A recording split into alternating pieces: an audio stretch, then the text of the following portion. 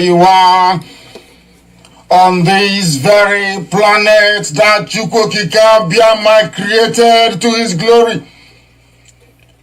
We welcome you to another explosive exposition of the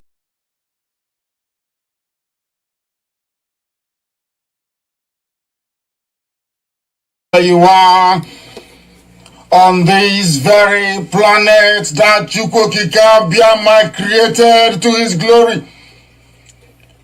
We welcome you to another explosive exposition of the very fraudulent contraption, the very diseased abomination that the British created for the enslavement of the children of light. We have come to destroy. We have come to render asunder. We have come to decimate that very tower of darkness, that very zoological republic, that very cesspit of iniquity and of evil. We have come that the blind may see. We have come that the deaf may hear. We have come that even those who through no fault of theirs, but as a result of having subjected themselves to a very disastrous educational system in the zoo, they have become stupid. Here we have come to enlighten and to educate without any apologies to anybody, without mincing words, without fear before our enemies, determined and resolute, indestructible, and the precipitous collapse of the zoo is inevitable. Absolutely inevitable. The devil may try all it can. Those who go before them to peddle falsehood, those who go to work for them, those who are the workers of darkness and of iniquity, we can assure them that we are resolute, we are determined, and there is nothing anybody can do to stop this very invade as many times as you like, kill as many people as you like, propagate falsehood after falsehood as many times as you like, buy up every media space in the zoo, go and connive with people in the diplomatic circles abroad, eyebrow consultancy firm in the world, select some diplomats in the zoo and bribe them. Select those you send to the key countries around the world.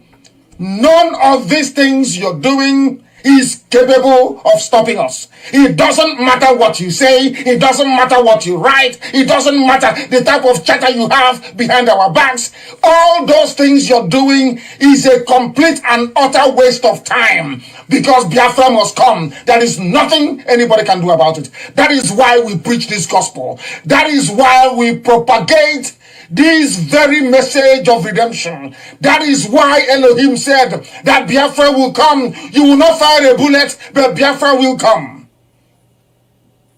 Because Chukwokika Biama has gone before us. And you will hear what will happen to the zoo in weeks and months to come. This is 1 year, 2020. They will never, ever, ever in their lives forget. It does not matter what the enemy does, is irrelevant. Buy over Twitter, buy over Facebook, bribe the British High Commissioner to Nigeria, bribe the US Ambassador to Nigeria, department in America. But there is one thing I want all of us to understand this very evening. We are facing a very formidable array of enemies, both external and within. And we are going to overcome each and every one of these obstacles. That I can assure you. That they may know that the God we worship is an invisible God, not a God that was wrought by the hands of men. For we do not worship idol, and we can never ever worship idol. Is impossible. This very family, this IPOB, belongs to the Most High. And that is how it's going to be until Biafra comes and beyond, to eternity. This evening, I want to place it on record that our enemies are intensifying their attack against us from every corner. I am not saying this as lamentation or complaint. I am only trying to prepare our people for what is to come. You are being prepared for what is to come. The time has come to separate the chaff from the wheat itself. Our march is very, very near.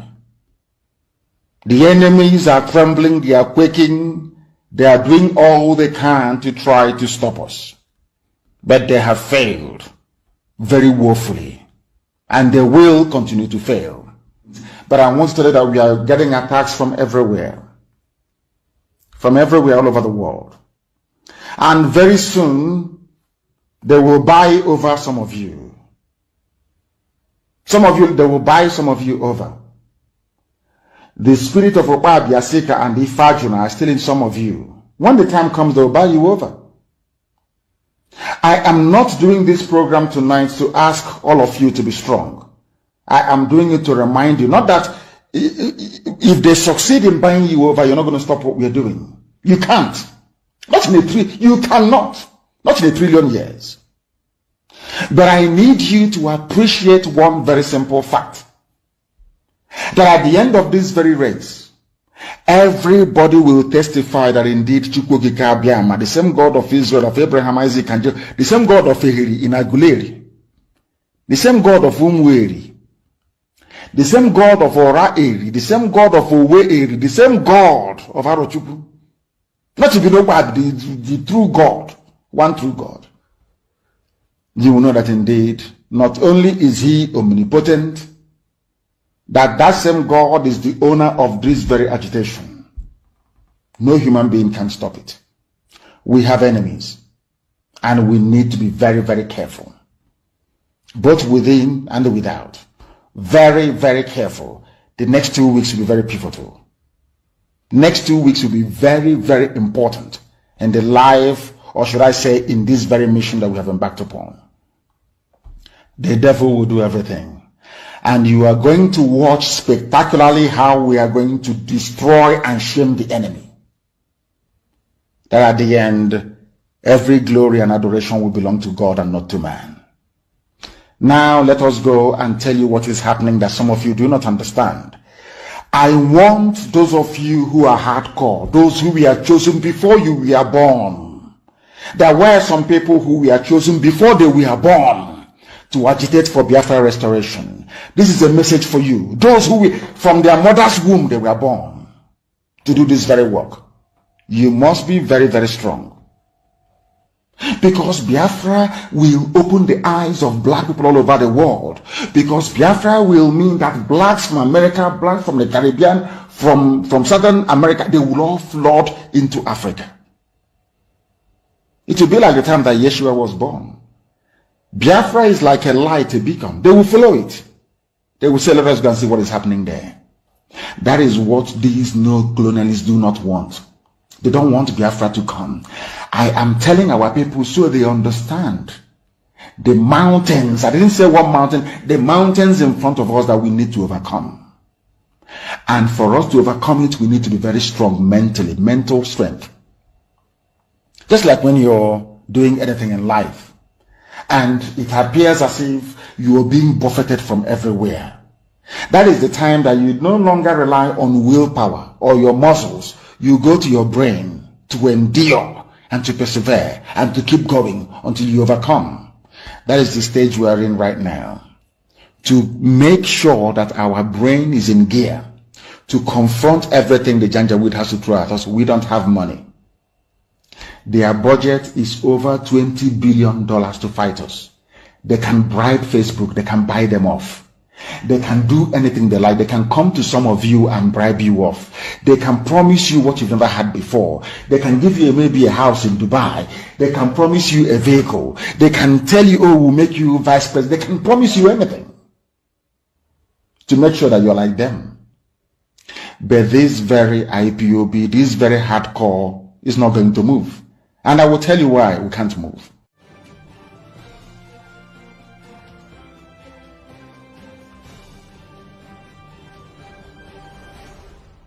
We have tried to live in Nigeria designed by Great Britain and handed to us. We have found it difficult to live in that Nigeria. We have fought a civil war, killed so many people, and still we have the same problems reoccurring. Perhaps the time has come to revisit the very foundations of Nigeria. Nigeria is an evil entity, very, very satanic. You want to change the narrative. It's IPOB, they're the aggressors. I saw some women, was it yesterday? Give them their Biafra. We don't want to die. Look at murderers calling other people murderers. Can you believe such nonsense? The Fulani leaders, you cannot win. You cannot defeat IPOB. You people were the ones that established many terror organizations in Nigeria in a bid to overwhelm the country and take over the territories for your Fulani people. IPOB became a stumbling block to that very Janjaweed expansionist tendency. True or false? Am I lying? You were ruling Nigeria before, doing everything you like, controlling NMPC, controlling the seaport, customs, everywhere you ever. Now, finally, because you felt that you subdued everybody else. Now you can now march on with your foot soldiers into the east because you've taken over Yoruba land. Of course, I know that very well. You came and we said, no, you can't come into this land to take it. Come and do your business and go. You said no. Now, because we defeated Miyetti Allah, you now brought in police and army with official uniform, official badge to come and kill people. And I also want to remind Twitter, because they're listening. Twitter, please. Do you know that in the Nigerian army and police, there are terrorists there? Are you aware that Nigeria actively recruited terrorists, killers and murderers and rapists, and gave them army and police uniforms? Are you aware of that? How can anybody, Yoruba journalists, how can you people in your infantile stupidity refer to Nigeria as having an army or Nigeria police? Or where are those terrorists that they conscripted into the Nigerian army and Nigeria police? Where are they? People without shame, where are they? I'm asking you. Fulani, you want to change the narrative? Of course not. They want to put the blame of insecurity in Nigeria on IPOB. Can you believe that? Can you believe these people? Can you believe them? Can you believe these people? And luckily, as God will have it, they are slaughtering themselves in the north. But IPOB securing the east are the ones to be blamed for the insecurity in the east. There is a clip I want everybody to play, please. Hope most of them opened his mouth and said, I invited the army to come into Olo. There was nothing happening. Fulani, the Hope most of them gave Fulani land in Olo to do Ruga, Fulani settlement. And we said no. We drove the Fulani murderers and terrorists away. Hope most of them now invited his friends, his masters from the north, to bring in their army and heavy machinery into Olu to kill us. That was how all these things started. All of you have forgotten. Black people in this UG, black, you have all forgotten the genesis. The same way that all of you that are blaming Boko Haram is a terrorist group, Boko Haram, what they're doing. But when Nigerian police were busy killing their leader and killing everybody else, all of you were just there drinking Fradununu or doing betting on Chelsea versus Man U or Liverpool versus Man City. Nigeria army and police will go out and commit atrocity upon atrocity. All of you will be there, you keep quiet. Any day, those people out of anger rise up and retaliate. All of you baboons and monkeys without writing rubbish. Do you know why? Because you have no conscience, you have no soul, you're a black person, you are the embodiment of evil. Is the truth. I don't care who bans whoever or whatever, I don't give a toss. I must preach the truth. Black people are wicked. By nature, very wicked people. That is why you forget the atrocities that your police and your army always commit. You forget. In a twinkle of an eye, you forget. Our army, our police. Now listen to me very carefully, please. You are blaming ESN. Whereas it is the same Fulani terrorists masquerading as headsmen that are responsible for orchestrating all the insecurity in and around Nigeria. Fulani, you have Boko Haram. Fulani, talking about insecurity in the east. Hey. Whereas 91 people were slaughtered yesterday. Yesterday, they were killed yesterday. You have the guts. You people have no shame. You have the guts to stand up and be talking about insecurity in the east. And you're a senator from Kebbi State or Kebbi, whatever they call it. And 91 of your constituents were slaughtered. You didn't see it. You are talking about east. Fulani, who formed Boko Haram. Fulani, who formed ISIS in West Africa province, ISWAP. Fulani, who formed Miyetti Yala. Fulani, who formed Ansaru. Fulani, who formed these headsmen and bandits you claim are foreign. Fulani, who brought out murderers and killers and terrorists from prison and gave them military and police uniforms. It is you people. You have now spread them around the country, causing mayhem, abducting people from schools. These are the same place. Hi, these people that. Fulani, you think everybody's as stupid as you are? You go, you kidnap students from their schools in the north, you get ransom, you buy more arms, you embolden yourselves. You have the guts to conduct a live press conference talking about insecurity in the east. Don't people have shame? Anyway, you don't. Who are the bandits, or should I say terrorists, taking hostages of school children and demanding ransom? Are they not Miyetti Yala, Miyetti, the chief negotiator? Who are the people destroying farms, raping and killing their victims daily around Nigeria? Fulani. Fulani. You know what? How they managed to convince some of you is what I find astonishing, despite the overwhelming evidence. How they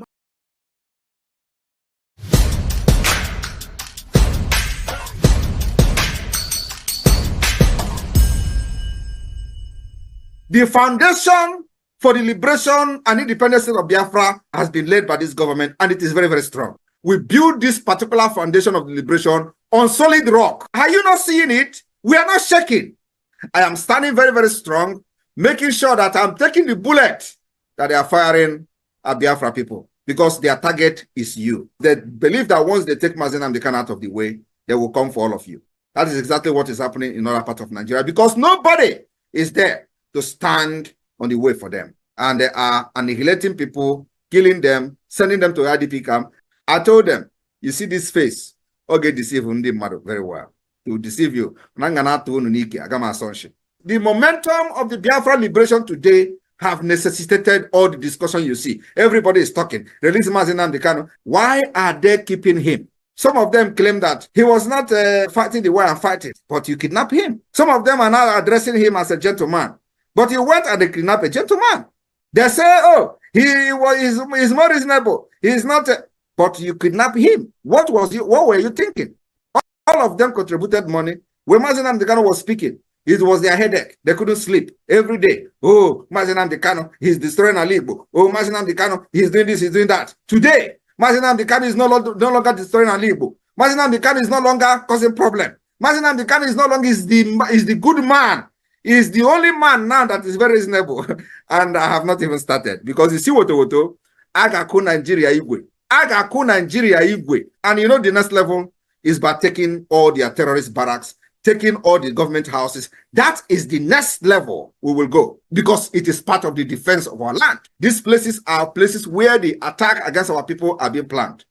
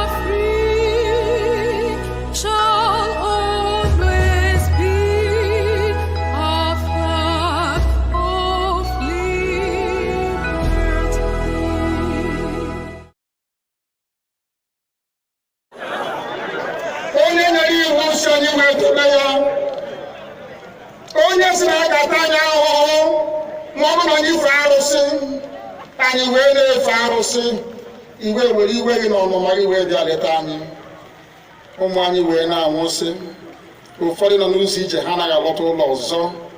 Nne na nna wee na-ata ahụhụ, wee na-ata ikikere eze. Nwaanyị kunye ka ọ gaa ubi gaa rụọ ọrụ, Fulani chiri ehi bata ebe ala gị n'ime n'iyi. Okwu ebepụ ya isi. Anyị bụ ka anyị kpọkwa onye nwe anyị n'ugwu Awụsa ahụ ejide anyị wee gbuo. Ihe ọ bụ anyị mara aka n'ime ha si maka ha aga n'ihu. Elekwa ọdụ ụgbọ mmiri n'igwe ọcha bụ ememiri ọya nke dị na Kalaba otu aka ahụ. Anyị na-ala nsọ ebe Biafra bụ ndị kọstọm sokwenye anyị n'etiti anyị. Anyị anọghị n'ime mmiri kama kọstọm juru ebe niile. Ha wee na-ata anyị ahụhụ. Anyị kwuo kwesịpụta anyị ka kpọchie. Anyị kwuo kwesịpụta anyị ka gbagbuo anyị. Onye nwe anyị na Chineke na nke bi n'igwe ọ bụ ụzọ dị anya ka isi wee hụ ndị iro anyị n'anya wee karịa ndị nke gị. Akwa anyị bụ ụmụ Chineke. Akwa ọba aha anyị ka anyị na-aza. Akwa ọba anyị nwe na-aza ike Chukwu. Akwa ọba anyị nwe na-aza amara Chineke. Akwa ọba anyị nwe na-aza Chisom. Akwa ọba anyị nwe na-aza Chizoba. Nna nke dị nsọ, onye ime eluigwe dịka otu onye iro dị na anyị bụ ụmụ gị. Bịa ka iwe zọpụta anyị. Bịa ka iwe napụta anyị n'aka ajọ ihe. Bịa ka iwe lụọrọ anyị ọgụ.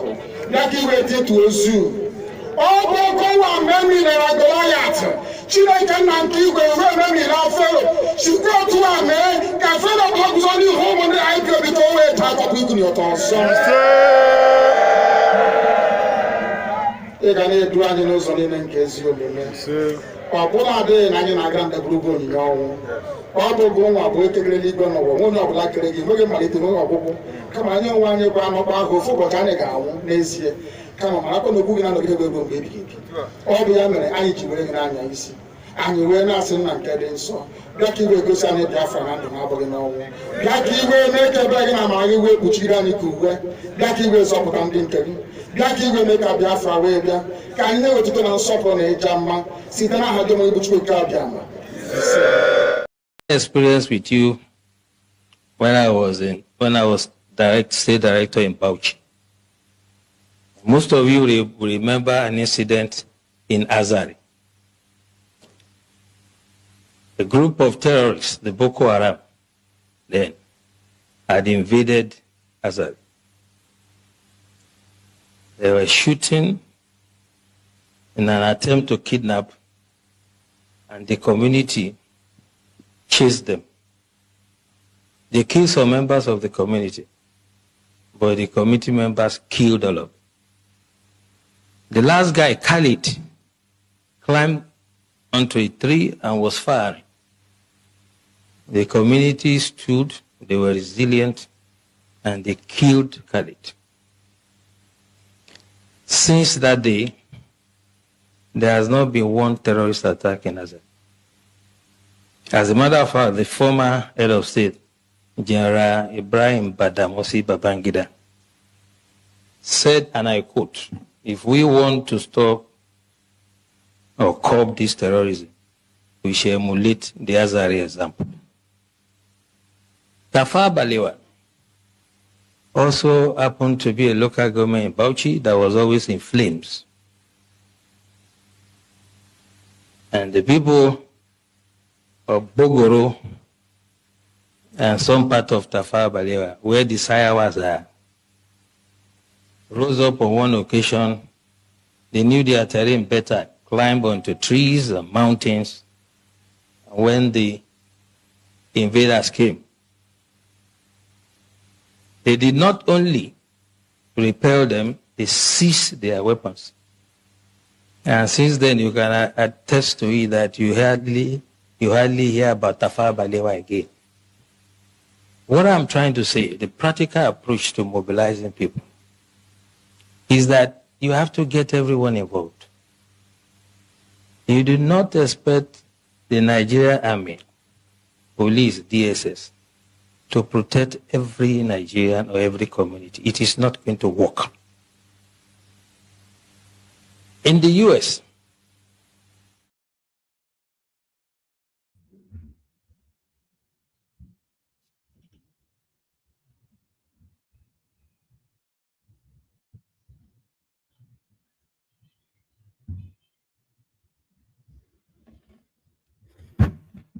Good evening, Biafrans. Good evening.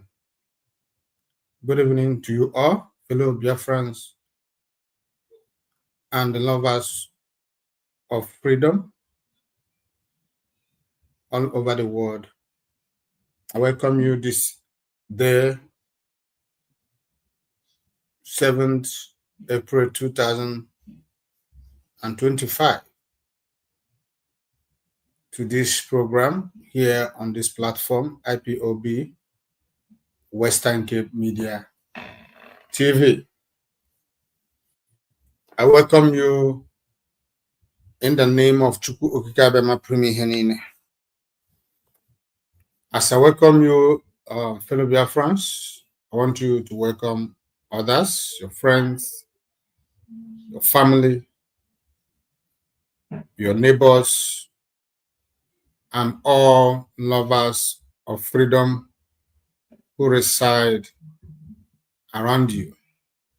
I bring you greetings from this part of the world, IPOB Western Cape, Cape Town to be precise. As you are joining this program this evening, as it is, I want you to continue sharing the program. I want you to share the program, hit the like button, invite people to this program. Share the program everywhere in all the platforms where you belong. Share on your Facebook, on your YouTube, on your X, on your WhatsApp group, village WhatsApp group, friends WhatsApp group. Make sure that you share this program everywhere. People need to hear us as we are bringing to them message of redemption, message of freedom, message of liberation. Good news is what we've come with, always in this platform. We are not here to paint words. We are not here to massage egos. We are not here to do saga or promote propaganda. We are not here for all these things. We are not here for joke. We are here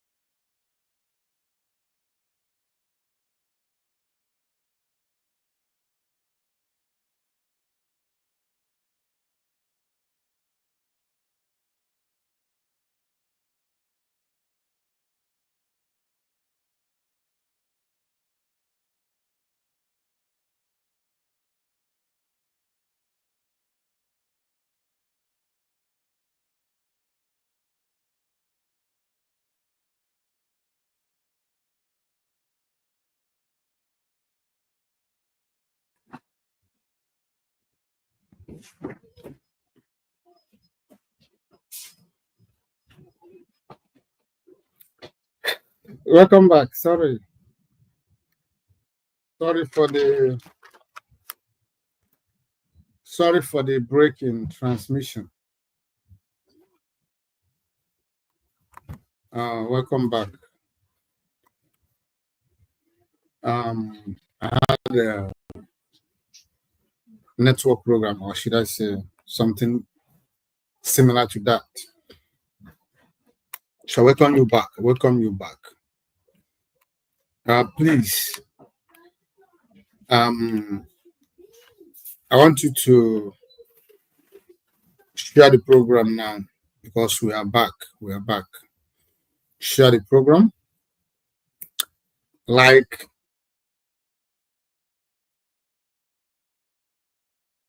invite people to this program. Also, I want to inform you that we are live on our media, on our YouTube page, YouTube channel, IPOB Western Cape Media TV. We're also live on our X, formerly Twitter account, IPOB Western Cape Media TV. You can join us either of these platforms. We are streaming live, so you can decide or choose, make a choice where it is pleasable, palatable for you. I just want you to know that we are live on all these platforms. If this is your first time joining us, this is IPOB Western Cape Media TV. Here we speak nothing but the truth. We are without fear or favor. We are fearless before our enemies. We are not here to represent any individual, but to represent and to defend our fatherland, Biafra. Because for us, it is Biafra today, tomorrow, and forever. If you are offended by our result, we have no apologies for that. Martin Amdekan is the leader of the indigenous people of Biafra, IPOB, worldwide, and his position is incontestable. IPOB is here to restore Biafra. We are not going to be swayed until Biafra is restored. Welcome to IPOB Western Cape Media TV, saying it the way it is. Yes, we are fearless. We speak the truth, irrespective of the danger, irrespective of how unpleasant the truth might sound to your ears. But we do not give a damn about how you feel or what you feel.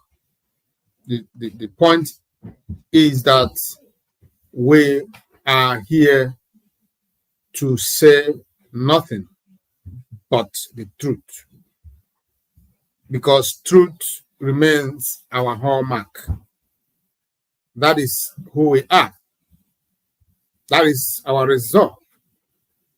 We cannot do without speaking the truth.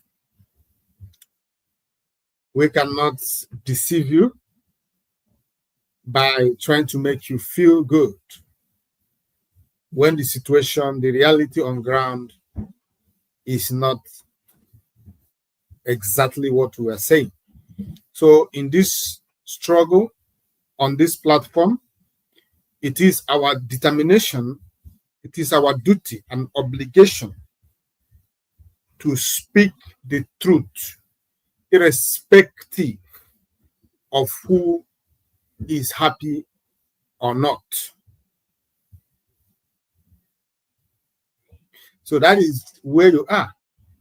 This is the only platform in IPOB, but no, the only place that truth is spoken without reservation.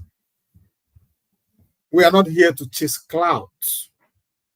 It does not matter how many people listening to us.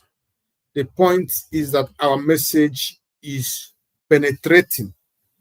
Our conscience is clean and clear. No condemnation of any sort.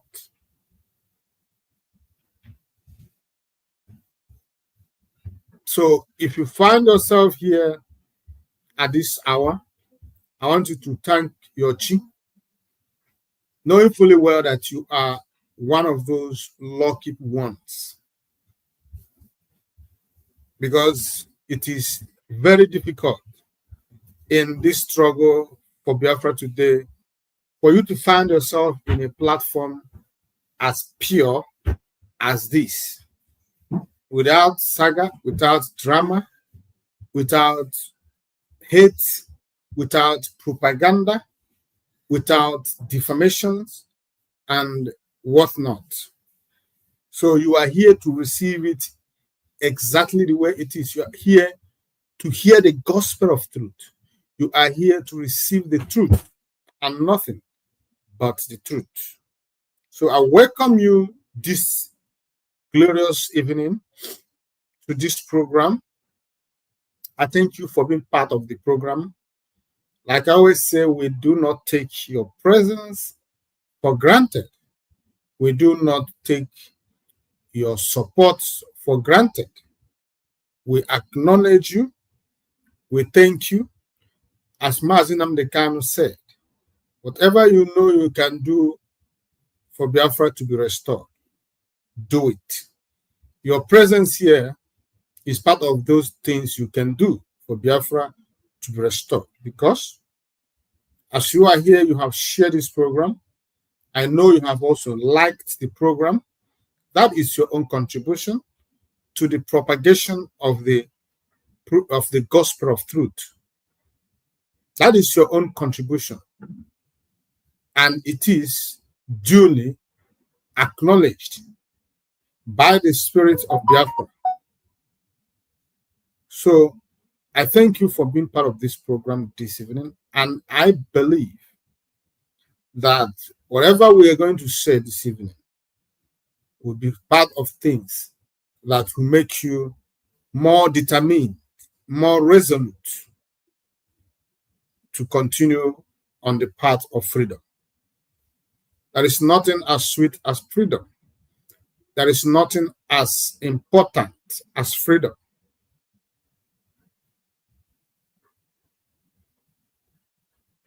So I thank you for being part of this program. I bring greetings to you, fellow Biafrans and lovers of freedom, from the coordinator representing IPOB Western Cape Zone.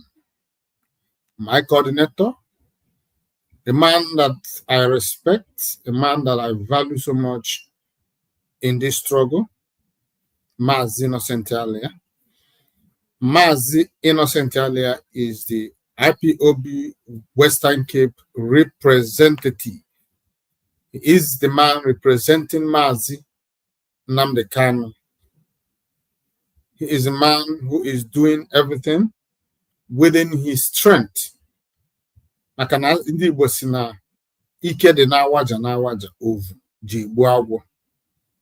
his strength to make sure that the spirit of Biafra is not rejected entirely in this part of the world. He has sacrificed everything within his strength, his time, his wealth, his family reputation, his own security, his own relationships with people, everything for the propagation of the kingdom of Chukwukabiama, which is Biafra. He has done everything to make sure that we in this part of the world remain united, fighting with one heart, with one mind, in one front. He has not missed his targets, always on point. I bring greetings to you. Oh, before I forget, I also want to let you know about those who were created by the defunct IPOB, DOS, who created a group of people to come and dent, stain, and corrupt what the good job that our coordinator Mazi Innocent earlier and his executive are doing in this zone.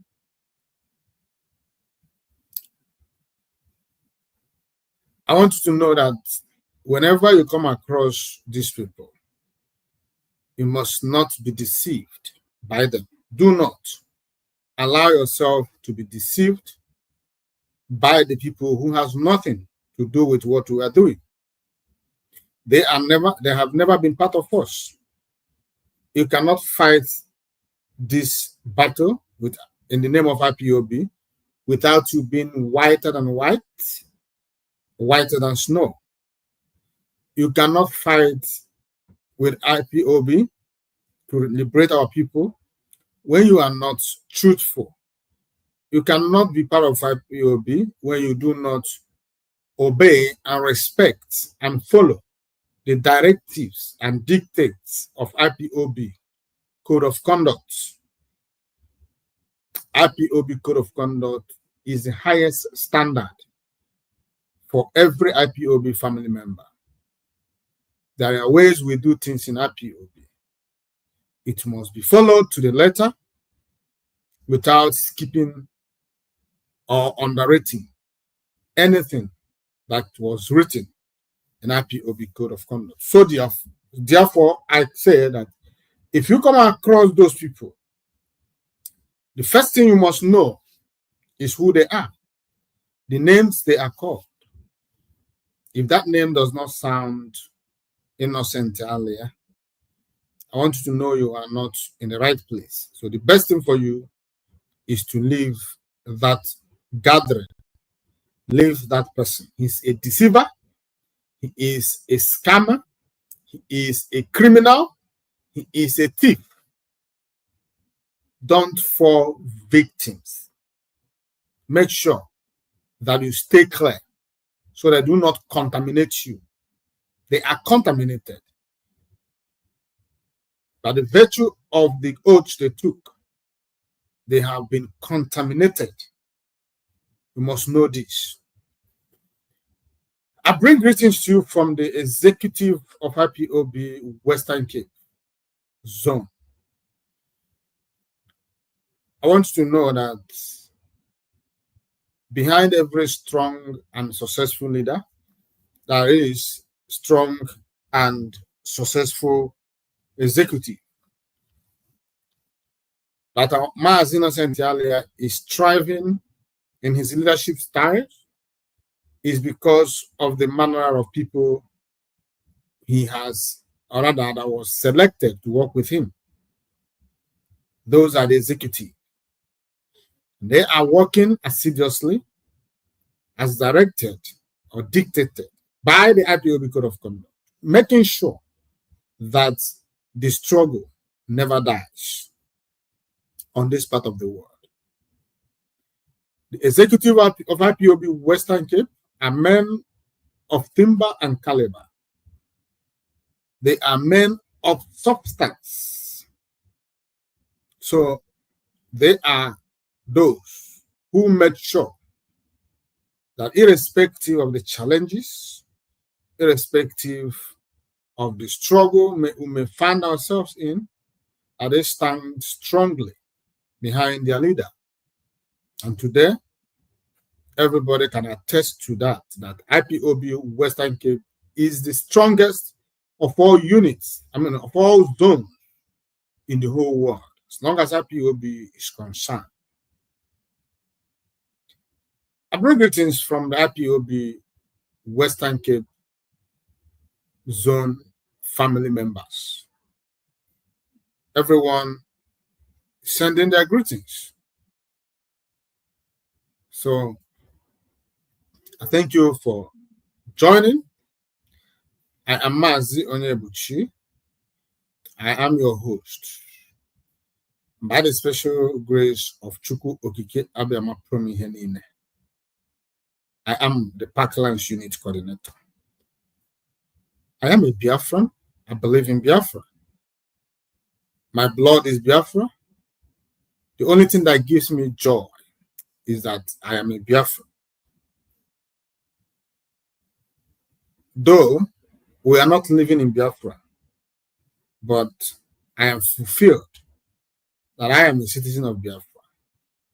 I am fulfilled that I am part of instruments being used by the spirit of Biafra to draw Biafra closer, nearer to Biafran people. I want to pass that legacy to my children and my children's children. I want to be remembered as one of those who fought for Biafra in truth and in spirit. I want to be remembered for the jobs that I do for Biafra.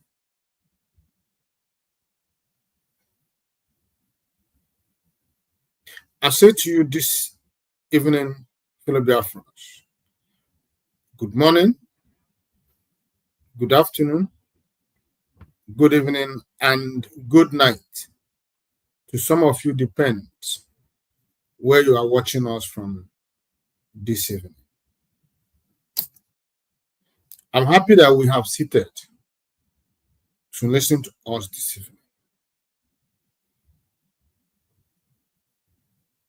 And if you look at the topic for today, it says that the DSS DG message is well received. Self-defense is the only way to go. Very simple and straight topic. And we'll be delving into the reason I arrived to this conclusion that it is well received. The reason I said it's a welcome development, and it is indeed the only way to go. If we as a people must survive the incursion of terrorists, if we must survive the onslaughts of the terrorists, if we must survive the attack from the terrorists, from the Sahel region, from the Fulanese terrorists, usually, before now, they were referred to as headsmen, Fulani headsmen. But today we are hearing that they are not headsmen, but hunters. If you listen to the video I played last, the video coming from the DSS Director General, where he was calling on Nigerians to rise up against Fulani menace. He was calling the people of Nigeria to wake up from their slumber and face reality. That if you're waiting for the military, the police, the DSS, and all security apparatus in Nigeria to save you, it is not going to happen. He didn't say it with a doubt in him. He said it with all conviction in him. He said it is not going to happen. So if you like, don't gather your people and defend your land. Keep waiting for the people who have lost confidence in themselves. In fact, they also pay ransom to free themselves from these terrorists. The people you are waiting for to secure you, to defend you, to save you, are also in danger. They also been kidnapped, and they gather money to free themselves. That is to tell you that the best thing for you to do is to listen to this man, DSS, the Director General, heed to his advice if you and your community, if you and your family must survive this hard time, because this is a very terrible time we are in. The institution called Nigeria has failed. The government failed. The security institution failed. Everything is a failure, a total failure as long as Nigeria is concerned. It is now all man by himself. The only thing that will make you to survive, you and your community, is depend how you decided to tackle this imminent danger that is facing every one of us, eyeballs to eyeballs. The Fulani terrorism has become a national emergency. And if Nigeria is a country to go by, to be taken serious, before now, Nigeria would have declared security emergency, where all men should be armed to defend themselves, where all men should be allowed to lay their hands on any kind of sophisticated weapons for the defense of his community, for the defense of his family, for the defense of the entire region and country. But because the government of Nigeria and the handlers has colluded with this Fulani terrorists, and all of them are making life out of the terrorism, out of the insecurity going on in Nigeria. Because any country that has failed to secure and protect the lives and the property of the citizens is not worthy to be called a country. It's not worthy to be called a nation. It is totally a banana island. Such country must be destroyed, balkanized, disintegrated, and let people go in their smaller groups where they can be able to protect their families, their region. Because he who is alive can not only can talk about prosperity, progress. He can talk about how to make wealth. He can talk about how big he wants to be. He can talk about where he wants to be in the next few years, only if you are alive. But when you are dead man does not have feeling. Dead man does not talk about how big they want their family or country to be. Dead men don't talk about how progressive it is for them to be with everybody. Dead men does not make decisions anymore. They don't have feelings anymore. They are gone, never to be found or seen again. So life should be paramount. Life should be the center of discussion whenever Nigeria is mentioned. And that is why the lives of our leader, Mazi Nnamdi Kanu, has always called for the roundtable talk, that we may come together and discuss the way forward. That we may come together and talk about, if we must be together, the kind of union we should have. That is what Mazi Nnamdi Kanu was saying. Where is Mazi Nnamdi Kanu today? What happened to Mazi Nnamdi Kanu? Why is Mazi Nnamdi Kanu suddenly become the discussion in the mouth of every Nigerian citizen? Why are they going back to make reference to the series of broadcasts that he made in the past?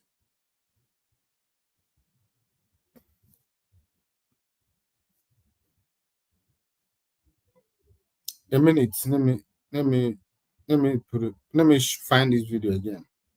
I want you to listen to this video before we continue this event. Experience with you when I was state director in Bauchi. Most of you will remember an incident in Azari. A group of terrorists, the Boko Haram, then had invaded Azari. They were shooting in an attempt to kidnap, and the community chased them. They killed some members of the community, but the community members killed all of them. The last guy, Khalid, climbed onto a tree and was firing. The community stood, they were resilient, and they killed Khalid. Since that day, there has not been one terrorist attack in Azari. As a matter of fact, the former head of state, General Ibrahim Badamosi Babangida, said, and I quote, "If we want to stop or curb this terrorism, we shall emulate the Azari example." Tafa Balewa also happened to be a local government in Bauchi that was always in flames. The question now is, he said that he quoted the former president of Nigeria, Ibrahim Badamosi Babangida, and he quoted and said that if we must curb terrorism, we must emulate the Azari. What is this Azari lesson? Self-defense. That means that Babangida calls for self-defense. Mazi Nnamdi Kanu called for self-defense. This man talking, the DSS DG, calls for self-defense. Babangida is safe and also being applauded by this man and the rest of Nigeria for calling for self-defense. This man, DSS DG Director General, also been applauded and seen as a national hero for calling for self-defense. But Mazi Nnamdi Kanu was kidnapped, tortured, thrown into the dungeon for calling for self-defense. That is the injustice that Nigeria is known for.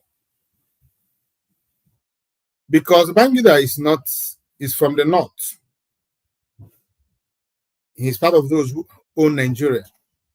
He has right to call for anything. This man is a Yoruba man from the west.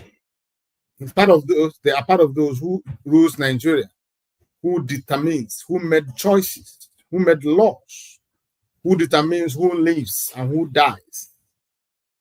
Then, because Mazi Nnamdi Kanu is from the east, to make it worse, he is an Igbo man. The slave, they conquered once. The people who does not have no choice but to live in Nigeria by fire, by force. He did not have the right. That right was not reserved for him.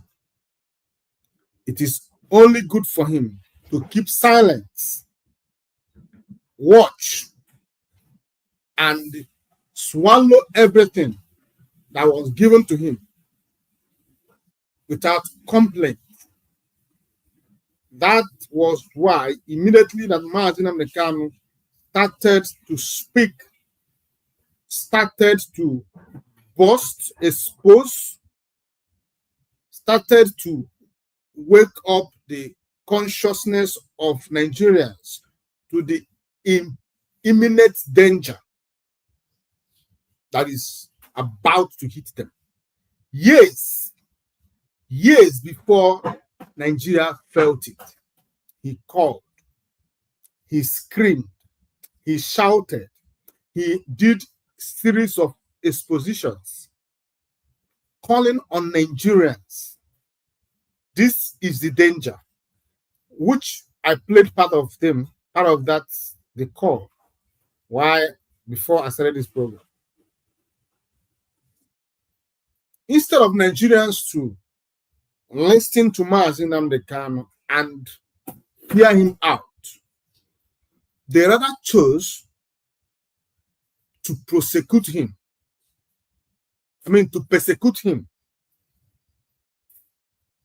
All of them joined their voices together, signed petitions, encouraged their governments to go after Mazi Nnamdi Kanu and get him whether dead or alive. That gave the former government of Nigeria under Muhammadu Buhari the courage to move. If Nigeria were to be a country of justice, equity, the whole Nigeria would have been thrown into commotion. Immediately, one of the citizens was kidnapped from a foreign country. Because the reason Chukwu Okuke Abiyama left Nigeria in the mercy of kidnappers today, one of the reasons is because Nigerians supported kidnapping of a fellow citizen. Nigerians applauded it. Nigerians celebrated the kidnap of Mazi Nnamdi Kanu. In Igbo adage, we said, ihe ji tụọrọ mmadụ ka eji atụrụ gị. If kidnapping is a good thing, then let there be kidnapping everywhere. If you applaud the Fulanis, the government of Muhammadu Buhari for going after a freedom fighter who did not commit any crime, who was only talking about things that affect the whole country. Because when he was talking about insecurity and calling for self-defense, he was not only talking. He was not only talking about Biafra land. He cited the West. He cited the Middle Belt. He cited the northern Nigeria, and also cited the Biafra land. He called for the indigenous people that made up Nigeria as it is constructed today. Wake up. If you are not alive, you cannot have a country. There is no country for the dead. Countries are for the living.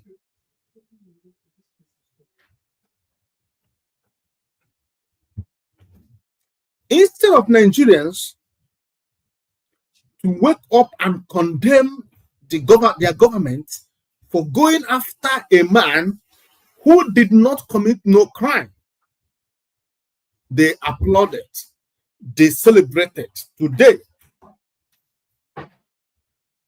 nobody is safe in Nigeria anymore.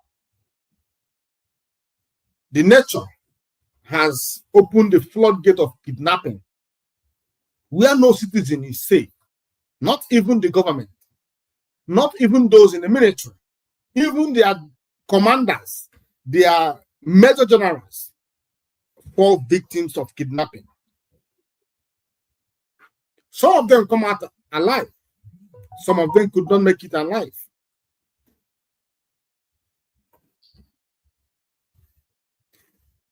The youth secretary of the Afeni Fair that was kidnapped the other time, was narrating. He was narrating how he was kidnapped. And immediately he talks about, he says, what made him to fall into the hands of the terrorists. I knew immediately that what happened to him was divine. He booked for a flight to travel via air, which is his normal way of traveling around Nigeria. Because the only way you could be saved from this menace, this calamity that is, flowing everywhere in Nigeria today, is when you make your movement via the air, which, as things are going, very soon, if serious things did not occur, to curb these things, even those traveling by air will not be saved. Fulanis will start shooting down airplanes because they are terrorists. It gives them joy when they commit atrocities, when they commit this kind of evil. So the man said that he booked to travel via air. Unfortunately for him, the flight was cancelled, and he must be to is it Ondo that day. So he had no other option than to take the road. While they were driving, everything was all right, until they get to that point where they met these terrorists. And the terrorists did not know who they are when they kidnapped them. But while they were going through their phones and things they had, they found his ID card that wrote Afenifere Youth this secretary. He told the world that there were about 9 people kidnapped, but he was the only one the Fulanis fronted. The reason they fronted him was because he was a notable Nigerian, someone who is doing something, someone they could use. So immediately they found that he is such individual. They knew that they have caught a big elephant.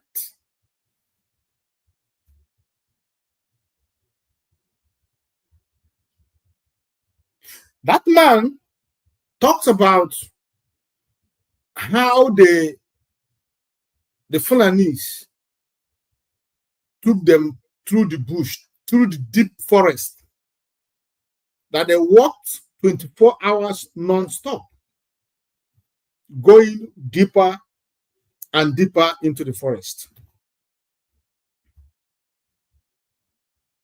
He narrated his experience.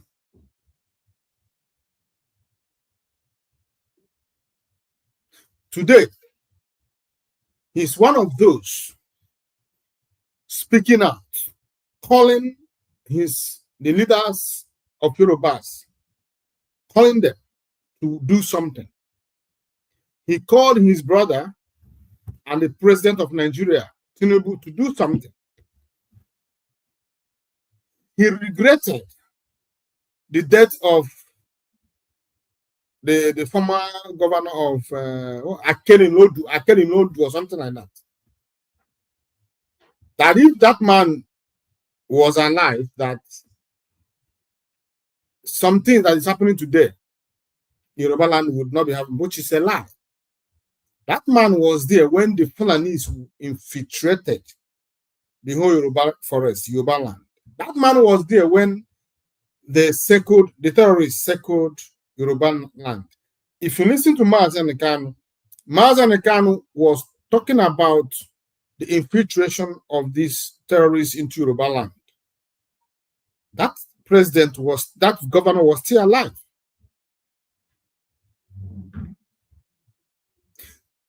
The worst thing that happens to Nigeria is the pattern of government they are running today in that country, where a governor does not have power to control the security. It's just like you have a family where you are the head, but you don't have the power to make decisions in that house. Outsiders must make decisions for you, how you control your children, how you do this, how you do that, how you do everything that has to do with the daily running of the family. But you are a figurative head, just only by mouth, no power. Nigeria government makes sure that governors does not have security power. And that is why a governor does not have right to make appointments in his state where he governs. And if he tries to go against the dictate of those in authority higher than him, he will be in his life will be in danger. So for him, for his life not to be in danger, he must play the boss with those people. So as a governor, that man would have done nothing. Remember, he was the backbone behind forming of Amotekun.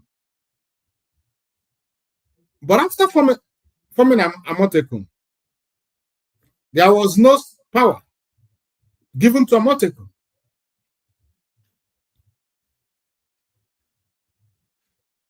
Just like this DSS man was calling for the people to rise up and defend themselves. Remember, don't be deceived by his call. It is called Takia. There is deceit under that call. You cannot form securities. You cannot arm them with choice of ammunition. They don't have independence on their own. They must depend on the same people who failed. Nigeria security did not fail because they do not have the experience to fight terrorism. They did not fail because there was no materials, instruments to fight against this terrorism. They did not fail because they do not have the intel, the intelligence to fight terrorism. In fact, as a matter of fact, Nigerian government stands chance. The securities of Nigeria has more chance to terminate and stop terrorism in Nigeria more than the terrorists themselves has opportunity to thrive. Because there is no community where where these Fulani terrorists are, that will not willingly give info that will lead to the capture and execution of these terrorists. Every community are willing. And there is no community that will not volunteer their young men who will lead the Nigerian security straight to the camps of these terrorists.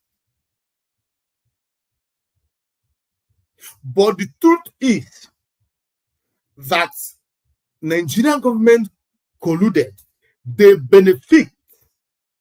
The officials, some of them benefit directly from the fact that some of these officials has their own terrorist organization who do this job for them.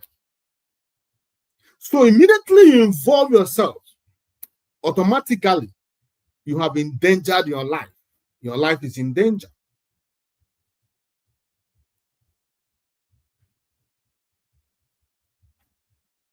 If you follow the Nigerian battle against Boko Haram and ISIS in the north, you might have come across some of the soldiers complaining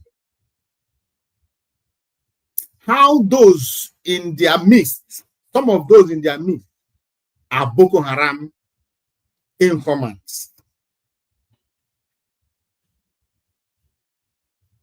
Just like American soldier becoming an informant for ISIS.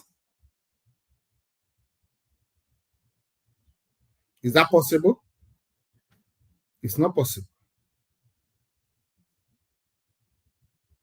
If Nigeria does not fail in their duty to make a decent selection, not going to fight the terrorists, capturing one or two of them and put them in the midst of those who were going to fight the terrorists. Automatically, those ones you arrested and tagged them repentant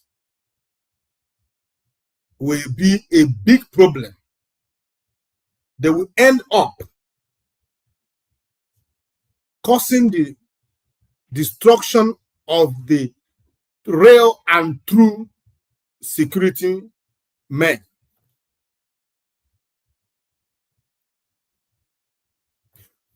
So, when you look at all these things, the question I ask is this. Today, everybody in Nigeria believes that self-defense is the way to go.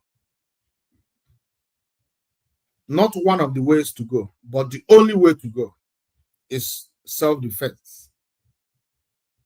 Because self-defense will stop a lot of things. It will curb the rate of death caused by these terrorists, Fulanis. Every blessed day, every minute, people are being massacred. People are being died in Nigeria by these terrorist Fulani people. If they were not died in their farm, they will be spied in the road traveling to the farm. If they were not died in the road traveling to the farm, they will be died on their road traveling to the market. If they were not died on the way traveling to the market, they will be died on their way traveling from city to city. If they were not died on the way traveling from city to city, they will be died on their village, on their village square. If they were not died on the village square, they will be died right inside their bedroom. So in Nigeria, in every minute that counts, someone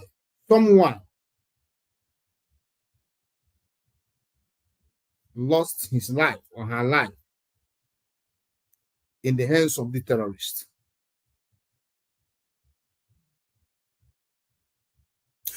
But because Nigeria is a terrible place, nobody talks about it. There is no statistics everywhere. The statistics is not anywhere to dictate to ascertain the real damage, the real effect of these terrorist Fulani people, the destruction they commit on a daily on a minute basis. The other time,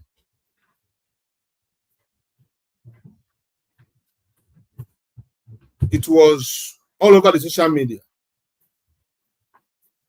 how 16 Fulanis were died by the mob in Uromi in Edo State. It was all over the social media.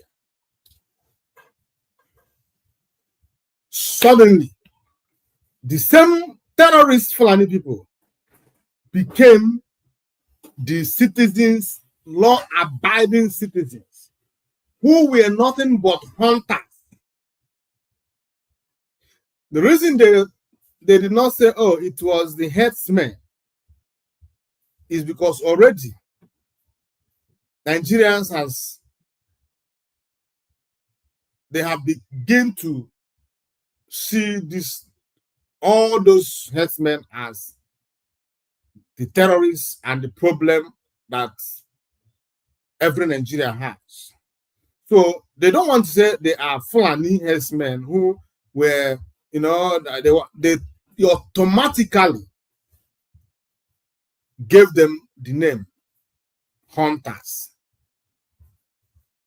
And I ask you, my people, you that lives in Nigeria, you that everybody, I believe, eats meat. At least majority of the people eat meat. Not cow, but bush meat. Please, you that is watching me, how many bush meat, since you know, have you bought from a Fulani hunter? How many bush meat? How many people buys bush meat from Fulanis? Or they, after catching those meat, they will sell the meat to their ancestors. Which village today in Nigeria or in Port Harcourt where they claim these people were hunting? How many people in Port Harcourt could attest to, oh, yes, all the bush meat we buy these days, we bought them from these Fulani people? How many people could come here to attest to that? The truth is that nobody. Why? Because there is nothing like that. Fulanis were not hunters.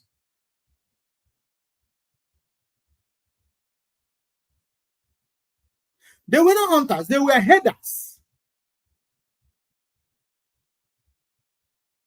They were herders. So why suddenly Fulanis are hunters who left the northern Nigeria to come down to a small portion of land in Port Harcourt to hunt?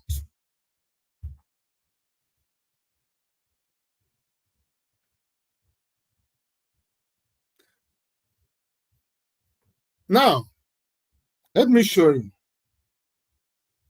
Let me show you part of the meat.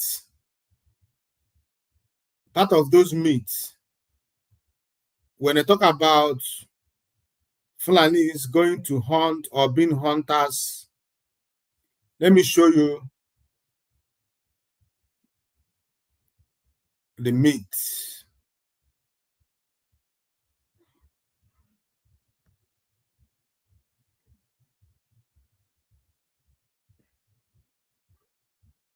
Wannan shi ne sakamakon abin da muguwar uwa gwamnatin Najeriya ta haifar wa 'ya'yanta. Kuna ganewa, duba da kyau, wannan shi ne sakamakon ba nufin mu mu aiwatar da wannan. Amma sakamakon abin da gwamnatin Najeriya take ta kafa wani kwamitin shan shayi a Kaduna. Wai da niyan su tattauna don a karɓi waɗannan mutane. Suna nan suna shan shayin su. Ku sani wannan abin da kuke ba wata kwamiti da kuke wani abin da kuke kokari. Ku sani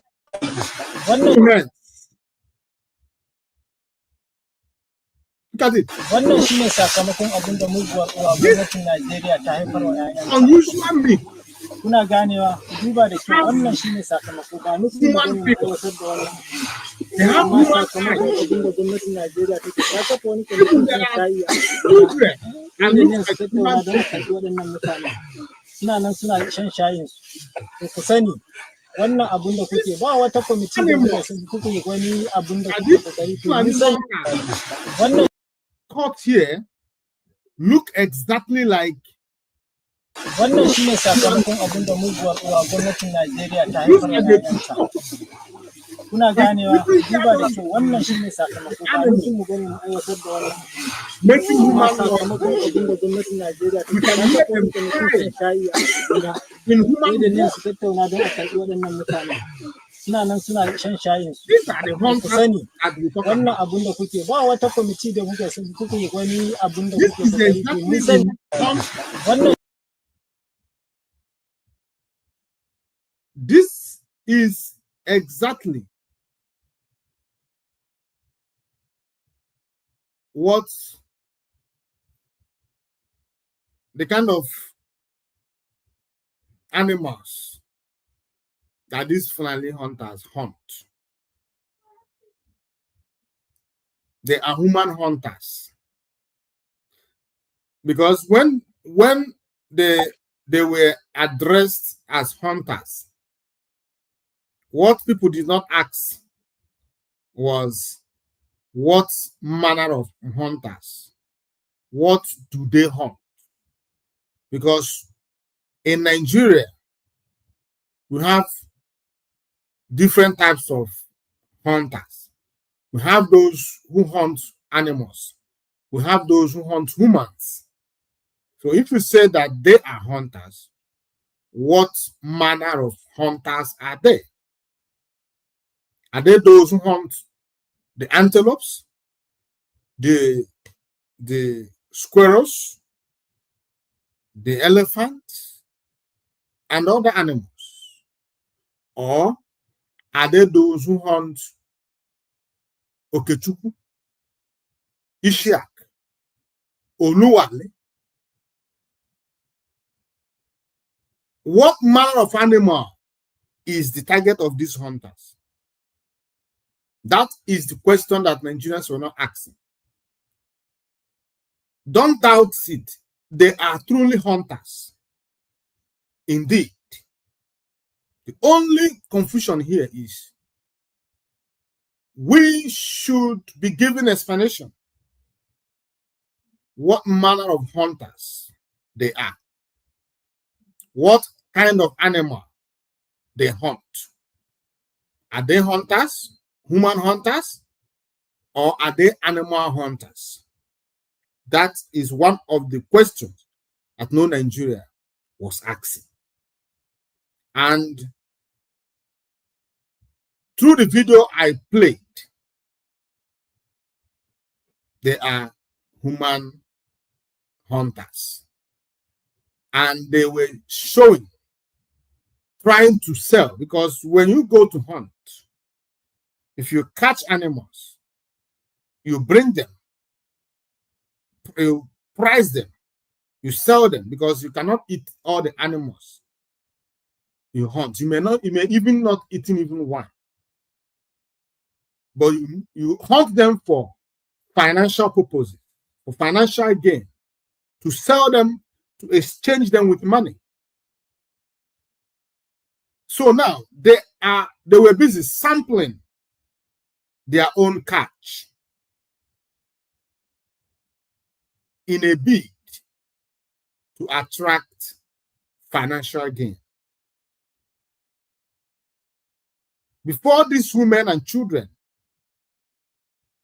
before they will leave, or before they left, if they have left, they would have paid a substantial amount to the catcher, to the Fulani hunters, human hunters. And if there is no money received, if a hunter cuts an animal and tries to sell and fail to sell the animal, what did he do? He goes, either he go and he throw it away because it will decay, or he will eat them. But the point that these animals, human animals, could not be eaten by these Fulani people. So what do? When the animals feels tough for them to dispose, to make profit, they waste them and throw them into the bush.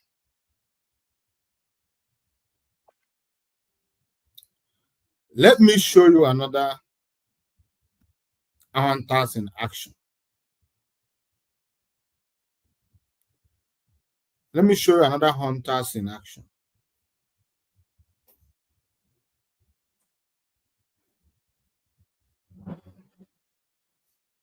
As you can see, the operations, everyone, Mangu Police Station Division, we got apprehended some Fulani armed robbers. Look at them. You can see.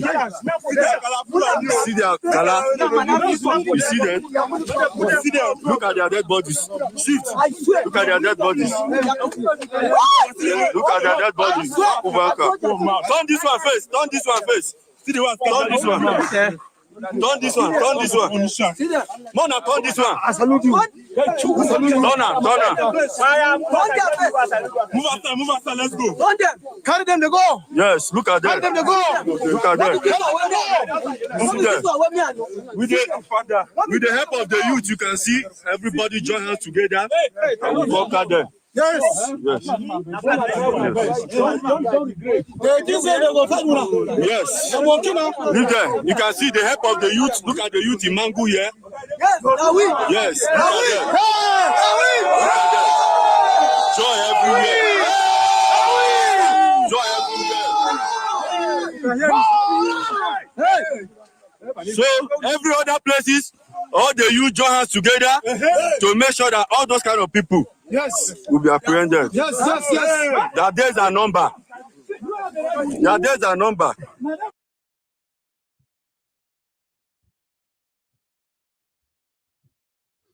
So in this community, the hunters became hunted. You can see the hunters with AK-47, not a Dane gun now, because the Dane gun you saw on those hunters that was mobbed in Olny were on a duty of camouflage. They were camouflaged, but when you see them in action, they don't have Dane guns, but AK-47 machine gun.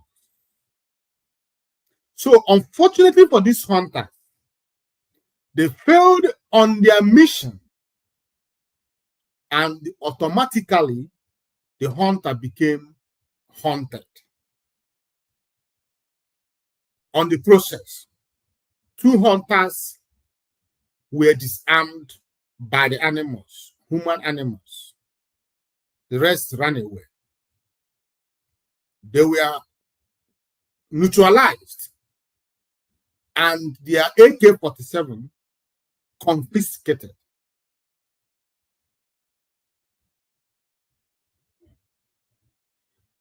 What manner of hunters are these Fulanis littered all over our land? Why did Fulani headsmen overnight took a baptismal name instead of them to be seen and addressed as Fulani herdsmen. They are now seen and addressed as Fulani hunters. And I have asked before on this program today, if you have bought meat, if you have bought bush meat from a Fulani man, from Fulani hunters, this is high time for you to come out and speak for the safety, for the sake of peace. Come and tell the world that, oh, indeed, these Fulanis are hunters. If nobody could come out to attest to this, it is nothing but a propaganda lie. It is nothing but a decoy to divert the attention of the people. We are not confused, unfortunately. Why are we not confused of who they are? We know who they are. They are nothing but terrorists. They are the ones that littered all over our bushes and forests, committing atrocities, kidnapping, raping, pillaging, ransacking the whole village. Because our leader, Mazi Nnamdi Kanu, told us that they are coming. In fact, he once said that they are here already. So we in IPOB, we are not confused of who they are. Their identity is elusive to us. These are pure terrorists. And they came from Sahel, the Sahel region. Their mission, they are on a mission to overtake our land. Igbo land, Biafra land, is one of this region that is worst hit by these people. Remember, they are not working simultaneously today. They want to do it systematically. But by the way things are turning around today, they may simultaneously act. And if that happens, the question is, can Igbo land survive it? Can Biafra land survive it? Can Yoruba land survive it?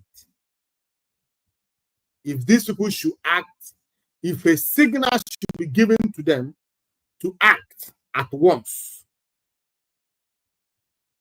we are surrendered.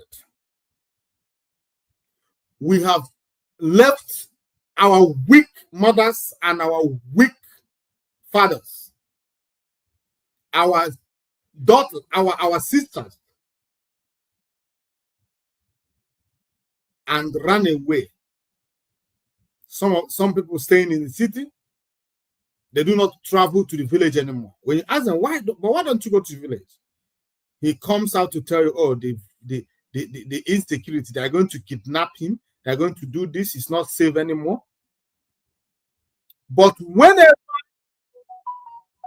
discussions arose about the security, about the governors, about the government handling of this situation, they will be quick to remind you that you are a troublemaker.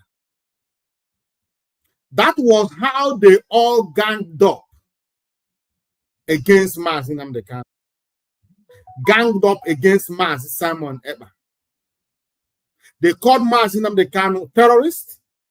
They called Mazi Nnamdi Kanu a destroyer of Igbo land. Every insecurity, every kidnapping that was going on in Igbo land then, they tagged it on Mazi Nnamdi Kanu. They kidnapped Mazi Nnamdi Kanu. Simon Ekpa took position. It became worse. The sabotage against Mazi Simon Ekpa was too much that a foreign country had to intervene.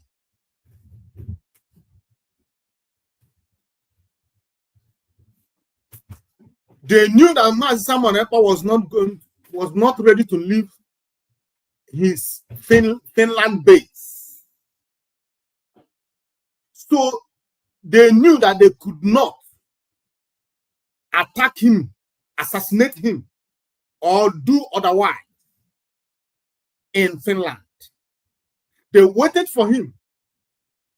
He was not ready to leave.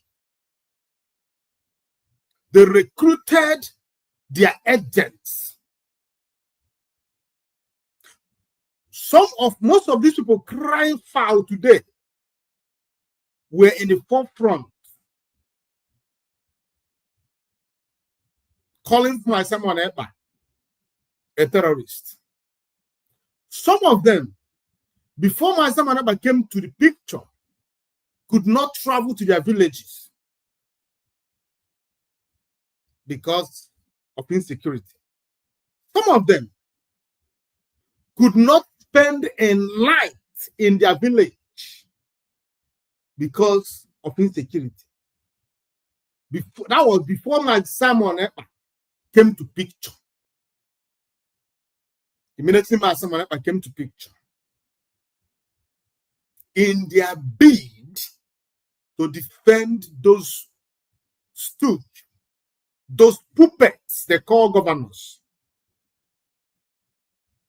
Because in Nigeria, is turn by turn limited.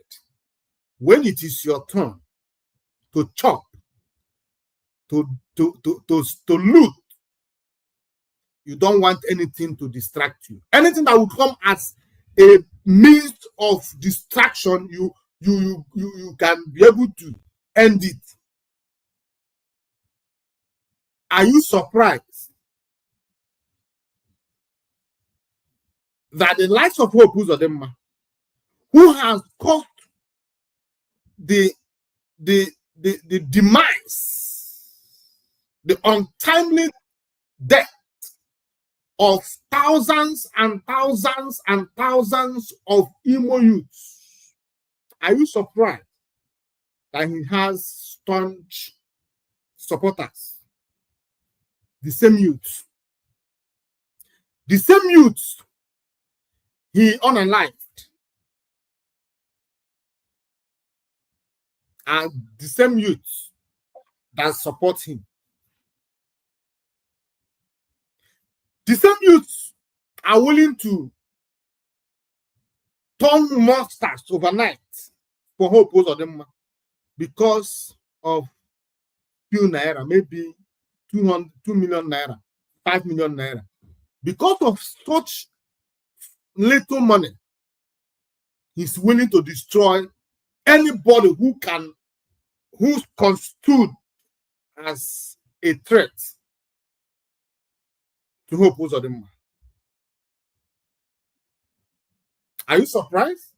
That is Nigeria turn by turn limited, where everybody is waiting for opportunity to eat from the national cake. None of them care the after effect of their actions. After all, where you are in, you are in. You can see Ugwuanyi, former governor of Enugu State, who was nominated for ministerial appointment for this present government. Look at OKC was nominated for ministerial appointment. Look at the Igbo Igbo hater, Reno Omokri, nominated for ministerial appointment. Look at Femi Fani Kayode, the #1 tribal bigotry or bigot, nominated for ministerial appointment. These are men without honor, without respect, without dignity. Men that have failed to speak the truth and act. Men who has exhibited docility in their various previous appointments.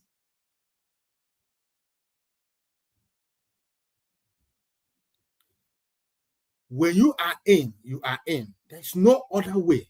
The only way to Nigerian politics is one way in. You are in, you are in. So how could you get in? By closing your eyes against evil and standing up to try to stop anything, any meaningful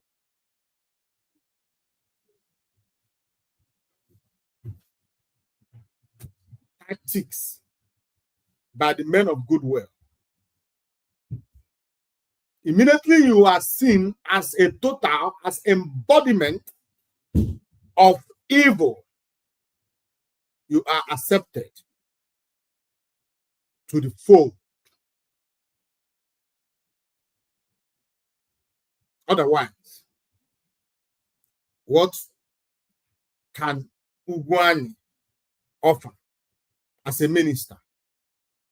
What can the people like Omokri offer as a minister? How can Fani Kayode offer as a minister?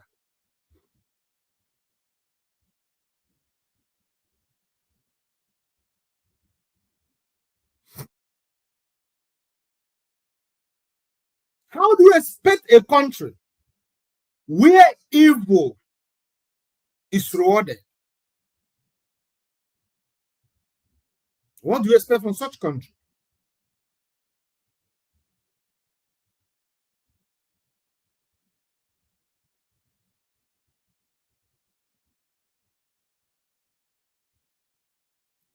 In Nigeria, you do not call a spade a spade. You rather call it a hook.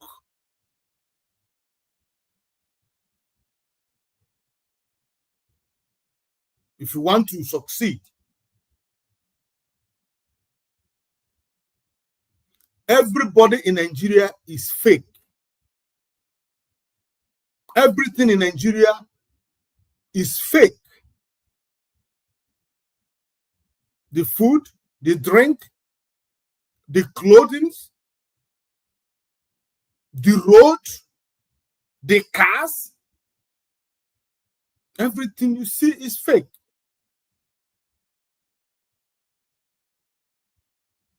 That's why you see someone who will go and buy a car of 2015 and he will upgrade it to 2025 just to deceive you. Why are you not comfortable driving a car of 2015 that you bought with your money and you should be proud that you own it? Why must you upgrade if you want the one of 2025? Go and buy it if you have the money. Stop deceiving people.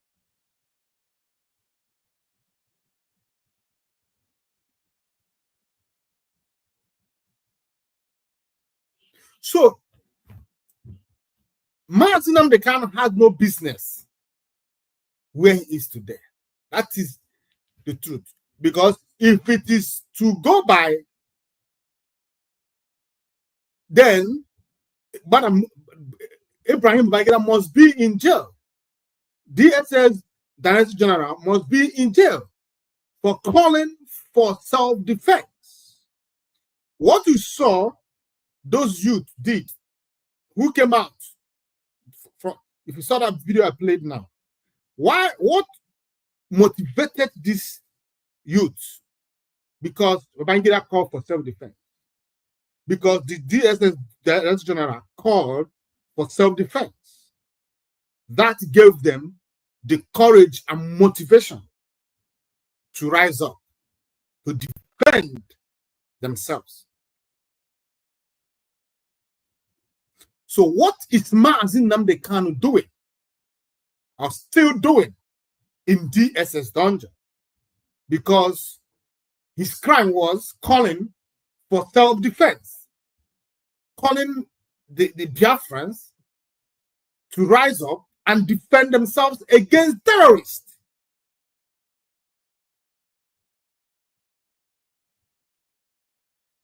Why would you arrest one and leave another who did the same thing? Remember, Mazi Nnamdi Kanu did not touch any life. Mazi Nnamdi Kanu did not touch any human being. He did not. He only said that the government failed to protect us, and the terrorists were coming, raping our children.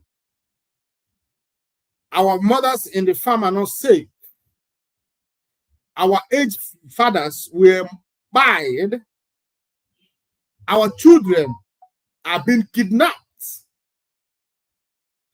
Series of atrocities by these terrorists.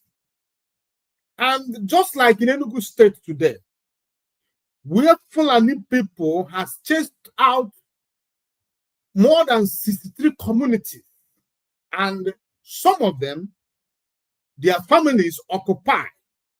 Some of them were left isolated, desolated. And even on top of that, the Enugu state government, led by this man, I always forget his name. What is the name of that man? This Enugu state governor. His government boldly denies. If you watch the program I did here last time, I read a comprehensive,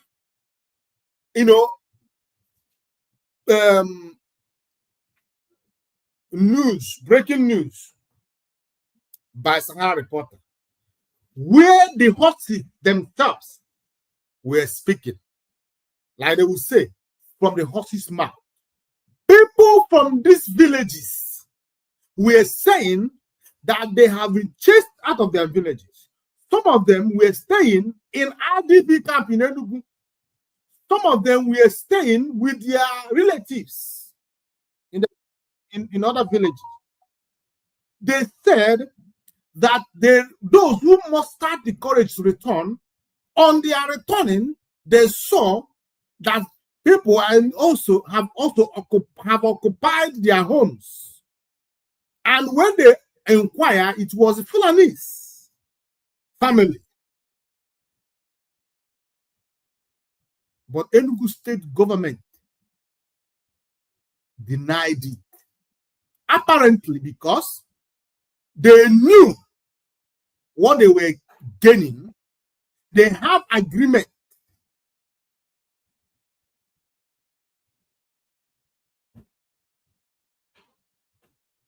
So that was what made Mazi Nnamdi Kanu to say no. He's going to form a vigilante in the name of Eastern Security Network.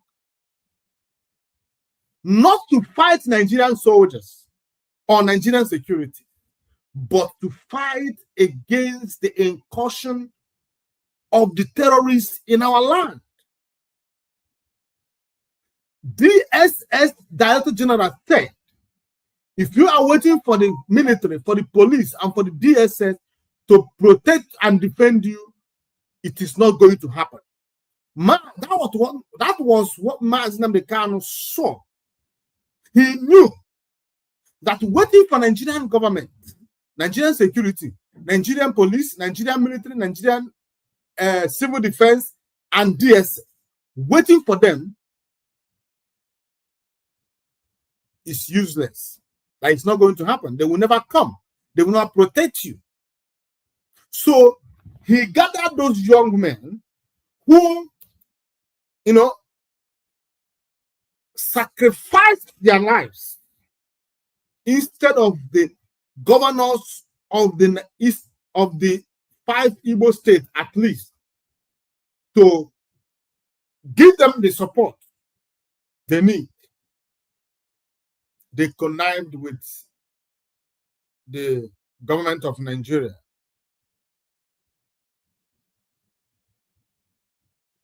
Against them. They eyed Ukonso. They eyed other commanders that were supposed to be defending the citizens of their different states.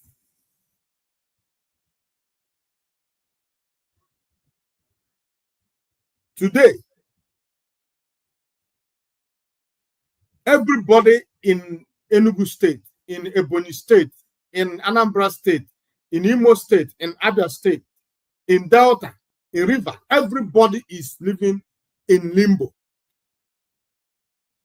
Everybody is shaking. Everybody is afraid of his own shadows.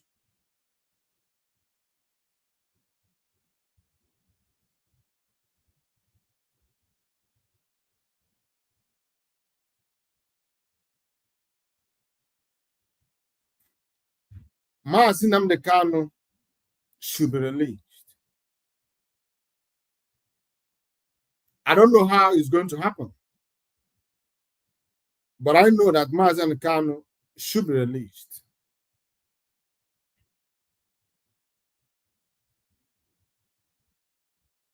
Everything he said has come to be. Now, there is a video I want to play, and this video is going to center on the reason, because part of the reason they give you that made them to say, oh, Nigeria is non-negotiable, indivisible, and so on and so forth, is because, Nigeria is the biggest black nation. Nonsense. Nonsense. They want to show that, the bigger the better. It's a lie. There's no connection with the success of every country or nation. Does not depend on how big or how large they are. The land mass is useless. Some of the progressive nations of the world are smaller countries.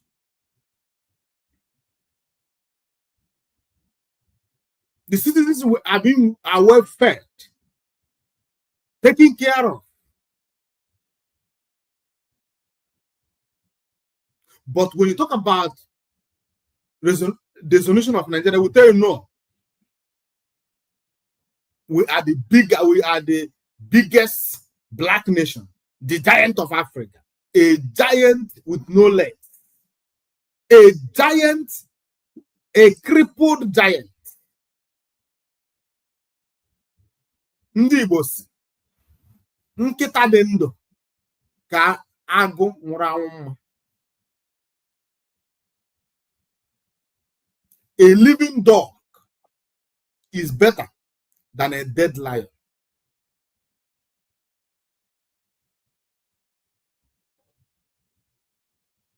A cripple is useless to himself, to himself because he could not help himself in times of danger. Nigeria is useless because Nigeria is crippled. It could not help herself in times of danger. That is why Nigeria is helpless today. Let me play this video.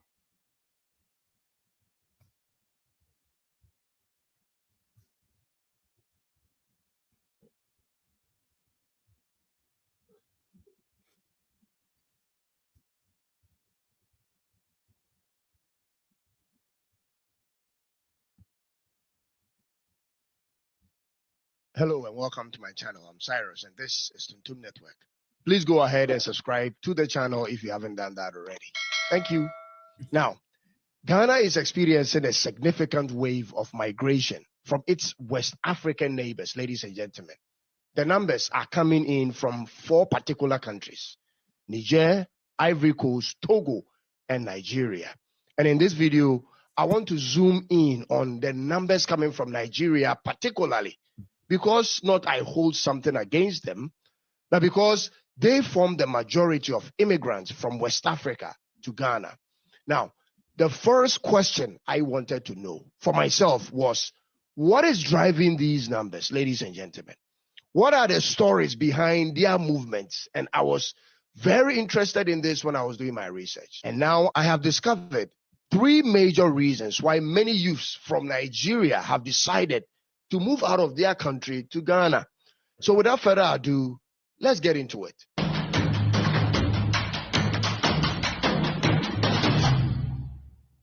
Nigeria as a country is nearly 4 times as big as Ghana, and their population is almost 7 times the population of Ghana's. But in recent years, Nigerians have moved to every corner of Ghana. I mean every corner. From all the way in the Upper East to the Upper West, to the Savannah, Volta, Western, Ashanti region, and even to Accra. From the very interior villages to the main city centers, Nigerians are found everywhere in Ghana today, ladies and gentlemen. Take, for instance, a town called Zebila, which is in the Upper East region of Ghana. It is a small town which many Ghanaians have no idea where to look. Now, listen. What is the population of Ghana? As of 2021, the population of Ghana stands at 32.52 million people. 32.52 million people. That was the population of Ghana in 2021. What is the population of Nigeria? Nigeria is over 200 million people. Let's just say 200 million people.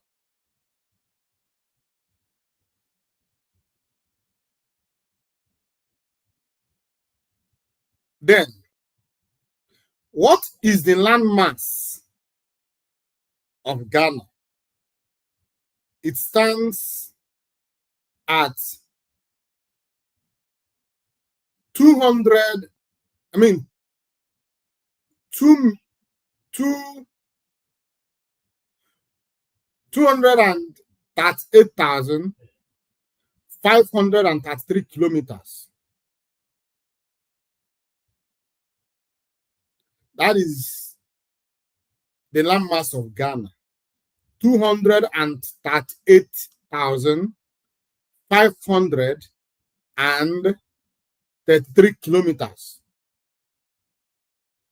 What is the population of the landmass of Nigeria? 923,768 kilometers. That is the landmass of Nigeria.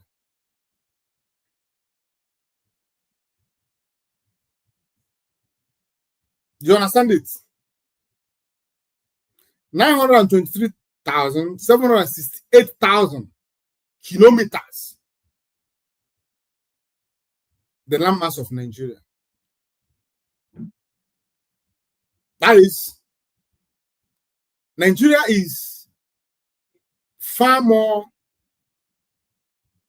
populated populated than Ghana times 8, if not times 9. And the landmass, same.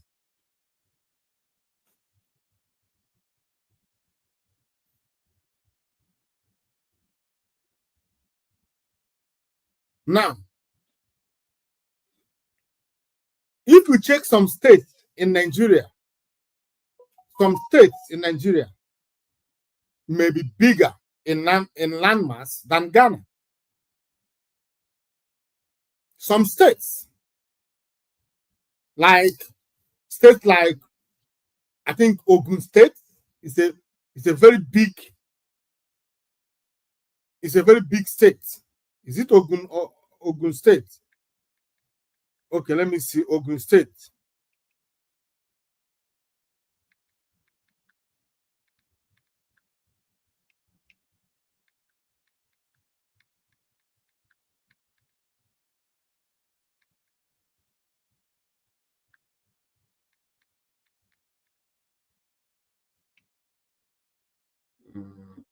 Ogun State. Let me see.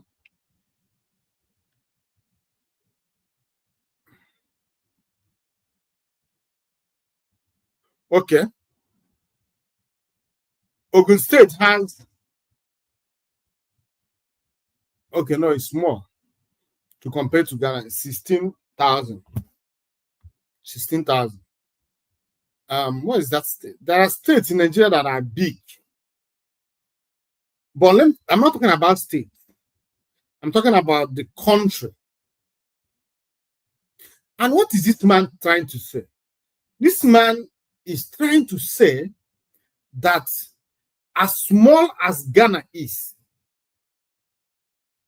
though Nigeria is over 7 times more populated than Ghana. And we just checked the landmass of both countries. And we found out that Ghana is way too more smaller than Nigeria. Not just in landmass or population, both in wealth, both in intelligence, human capital, both in productivities of the masses. But what is so special? Why are Nigerian youths leaving Nigeria and migrating to Ghana en masse? En masse. Now let's continue to listen. This man, I think, has answer to these questions. Located on a map, but the Nigerians are there. And it's not just their men, but their young women too. So I had to look into why they've decided to move to Ghana in spite of Ghana's limited land size and resources in comparison to theirs. Folks, listen to what he said.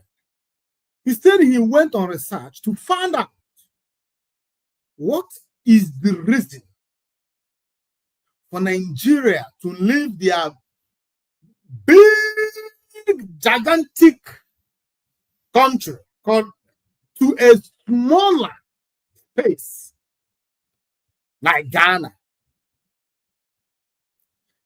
It was a puzzle to him. It was surprising to him that almighty Nigeria could suddenly turn their back on their country and start migrating to Ghana, a very tiny country. Because one of the reasons they give you when he said, oh, Biafra is the solution.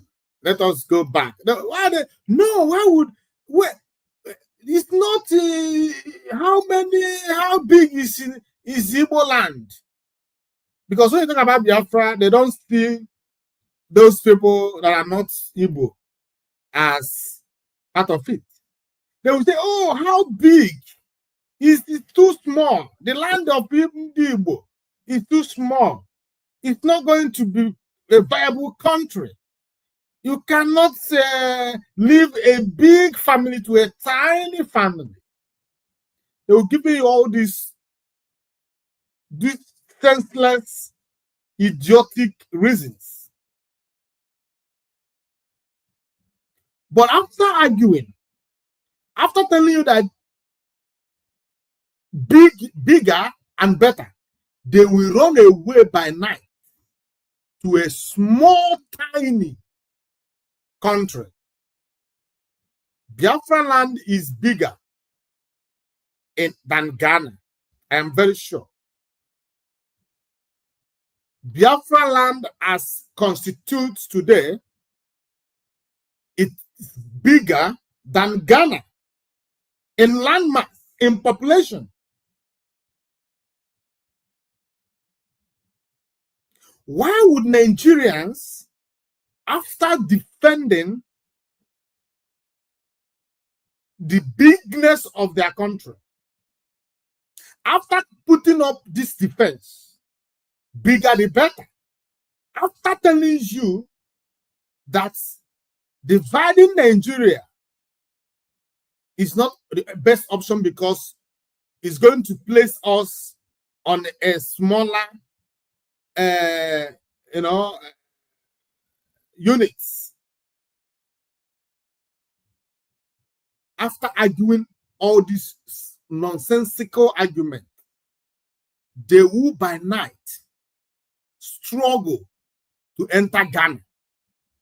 Remember, there are countries where you find Nigerians that Ghana is even bigger and more populated than them. Nigerians die through the Mediterranean Sea to go to those countries. Is that not hypocrisy? Why are Nigeria so hypocritical to the point that they even lie to themselves unknowingly, shooting themselves on the foot all the time? I expect every Nigeria to migrate to countries like China, that is bigger than Nigeria. Migrate to countries like India, that is big and bigger than Nigeria. To migrate to a country like Russia, that is bigger than Nigeria. Migrate to country, at least America, that is also bigger than Nigeria. These are the countries I expect to find Nigerians, because they believe that the bigger, the better. But after arguing,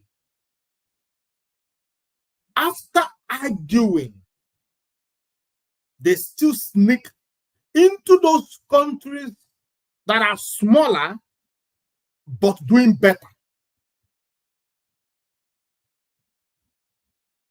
But when you put up argument why we should all come together and make decision, not for short-time solution, but for an everlasting solution, the only viable solution is to split Nigeria as many countries as they like. Any group that doesn't want to be part of the other should form their own country. Cotonou, Cotonou, their currency is greater than Nigerian currency today.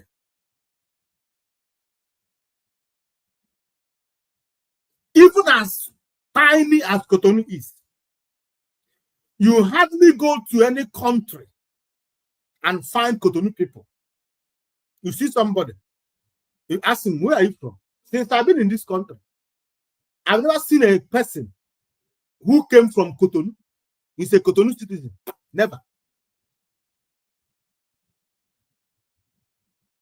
It's not possible. I've not seen it. But this man is telling you that even region in Ghana that Ghanaians don't take interest in, Nigerians are there. Not just their men. Remember that before, it was the men, Nigerian men that travel. Today, their women are leading in the front. The ladies, Nigerian women, travel even more. They are more daring, they are more direct, they are more brave than the men. Nigerian women could go into the belly of a shark in their attempt to leave Nigeria, the shore of Nigeria. They have given up everything. Remember that before.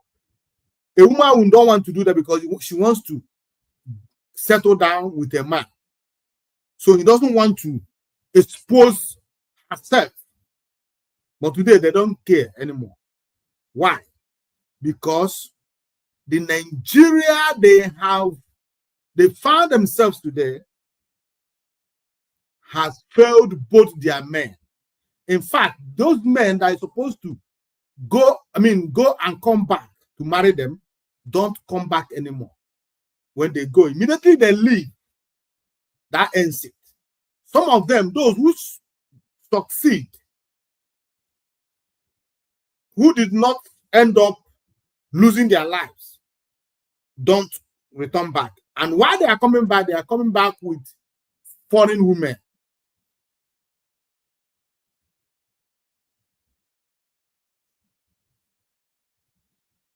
What are Nigerian youths doing in Ghana? He told us that he had 3 reasons he found out why Nigerians are leaving. Let us continue listening and know one of the reasons. This is what I found. It will blow your mind. The third reason will blow your mind, I promise you. Now, reason number 1, electricity availability. This is the most obvious one. But think about it. Everything we do in society from morning to dawn today is one way or the other connected with electricity usage. Charge your phone, watch television, see your way around at night, dressmakers, shops, factories, banks, churches. Everything is connected to the grid, ladies and gentlemen. So the moment lights are taken or the supply is unpredictable, everything is either disorganized or comes to a standstill. I remember some 9 years ago when Ghana was immersed in total darkness. It was a nightmare and unproductive to the core. Nothing worked and life became frustrating, ladies and gentlemen. This made some people leave the country, but not as much numbers as they are leaving Nigeria. Today, Ghana provides a relatively far better, stable electricity supply and access to the entire country, making it attractive to young men and women coming from Nigeria. So, in as much as this is a major reason Nigerians are emigrating, this in itself isn't the core reason. That will be reason number 3. Now, on to the number 2 reason. He told you that one of the reasons Nigerians immigrate to Ghana, one of the reasons is lack of electricity. He went on to explain the significance of steady electricity. And I took nothing away from what he said. I took nothing away from what he said.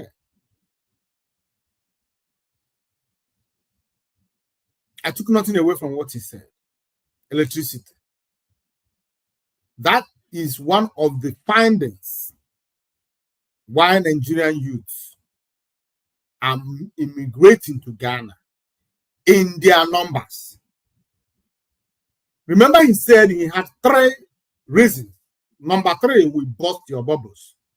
He told you that even some 9 years ago, when electricity was fluctuating, people did not live in their numbers the way Nigerians are living today.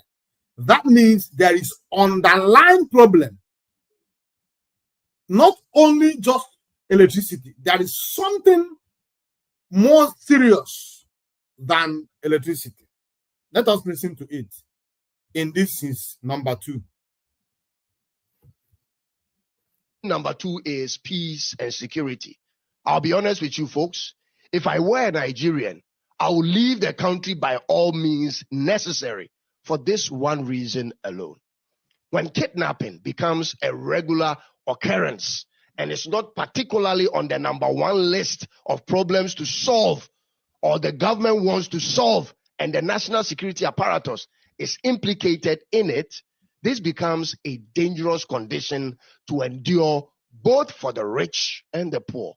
But unfortunately, that's what is happening there. When religious extremism is common and national security agencies are sitting aloof and the federal government is playing politics with it, ladies and gentlemen, that is a crisis. When you need to hire armed bodyguards and police motorcade as a successful man or woman to make your way around on a daily routine, that is problematic, ladies and gentlemen. When armed robbery is orchestrated with impunity and you don't see practical government plans of shutting it down, you should know you could be in danger at any point in time, whether on the road or at the comfort of your home. This is one of the reasons many Nigerian youth and businessmen are moving to Ghana. Ghana's reputation for political and social stability makes it an appealing haven. Ghana offers a more peaceful environment for families and entrepreneurs alike. And like I said earlier, folks, if I were a Nigerian at this point, I would have left as well, because even when you are successful, this is the sad truth, you can never be comfortable to let your guards down at any point in time because you don't know what is about to happen. This one reason alone is still not the main reason many Nigerians have relocated to Ghana. Ladies and gentlemen, this is going to be the number 1 reason why they are running to Ghana. Check this one out.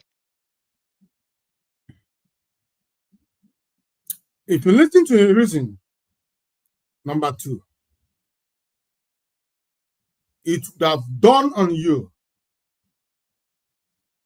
that me, Mazebuchi, Mazebuchi, you that is watching me today, that Biafra we talk about. Remember, one of the reasons we seek for Biafra, or the core reason for Biafra agitation, is to secure our lives and our properties and that of our generation unborn. A country that have failed in securing its citizens is not worthy to be a country. He said, and I quote, "If I were a Nigerian where there is no security, where kidnapping has become an order of the day, where religious extremists has been shielded, defended." The last time, if you remember, if you know this man, they called the very dark man. I used to listen to him. So there was a fake account created in his name.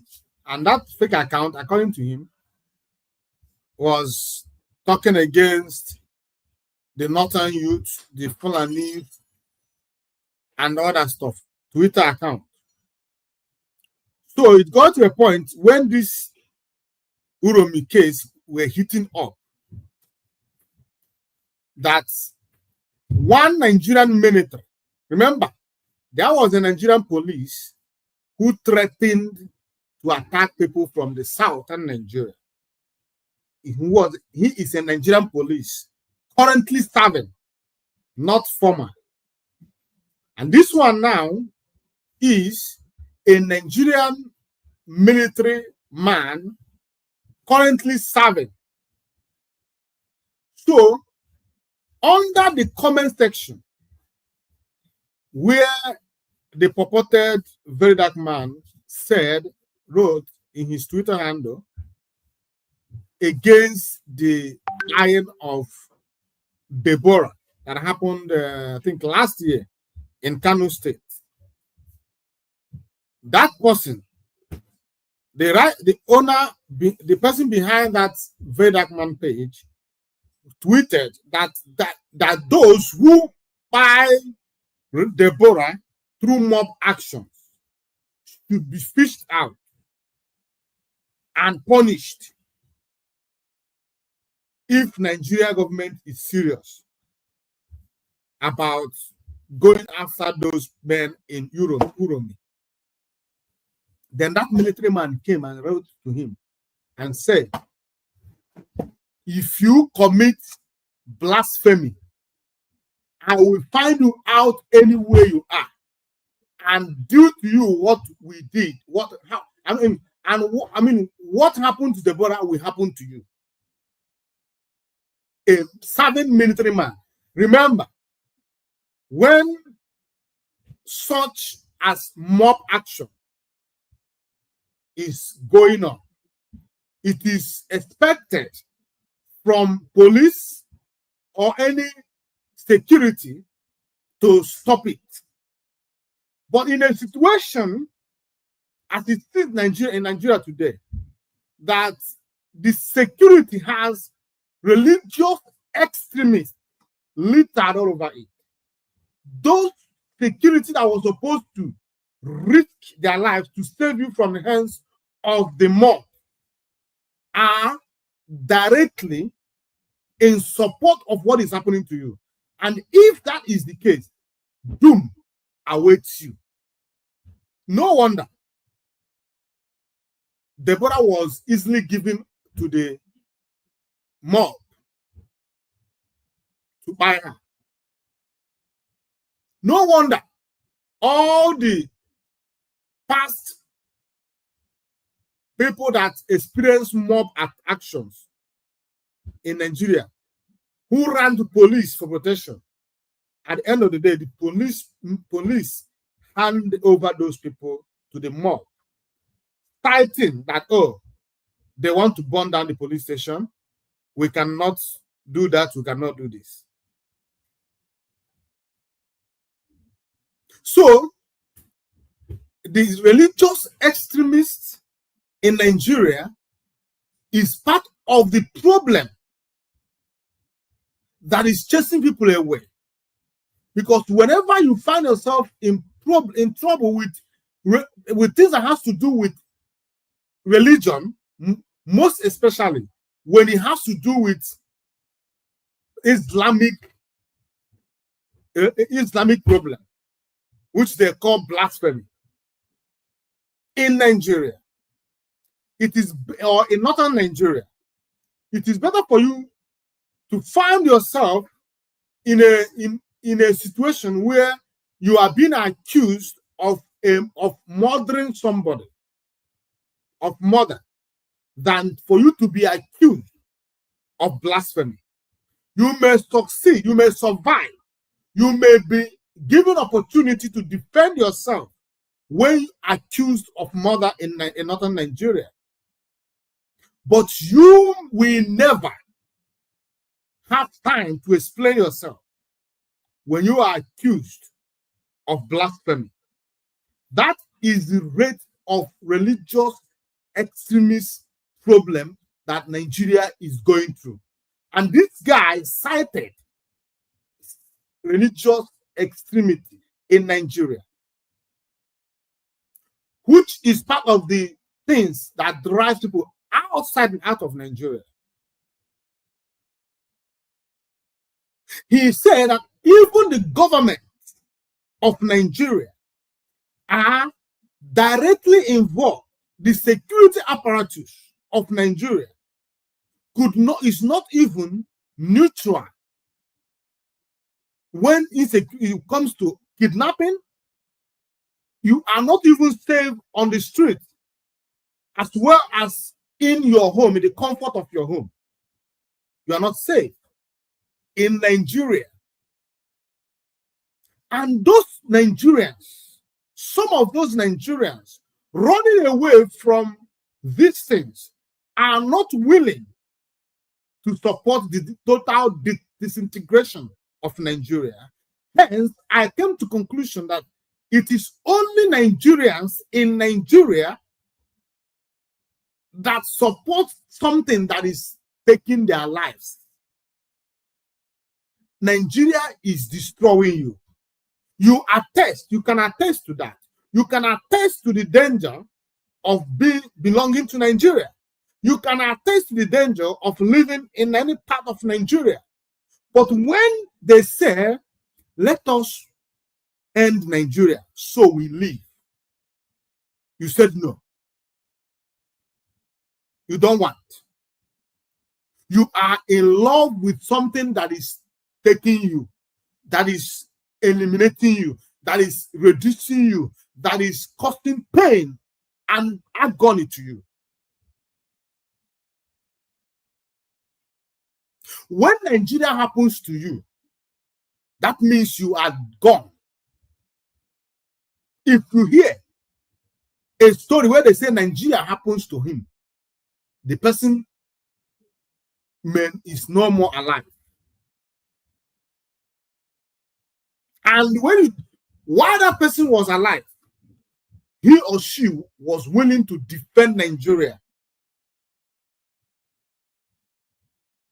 This man said that the second reason Nigerians are living in droves is because there is no security, there is no trust, there is no religious tolerance, there is nothing. It's like living in a banana island.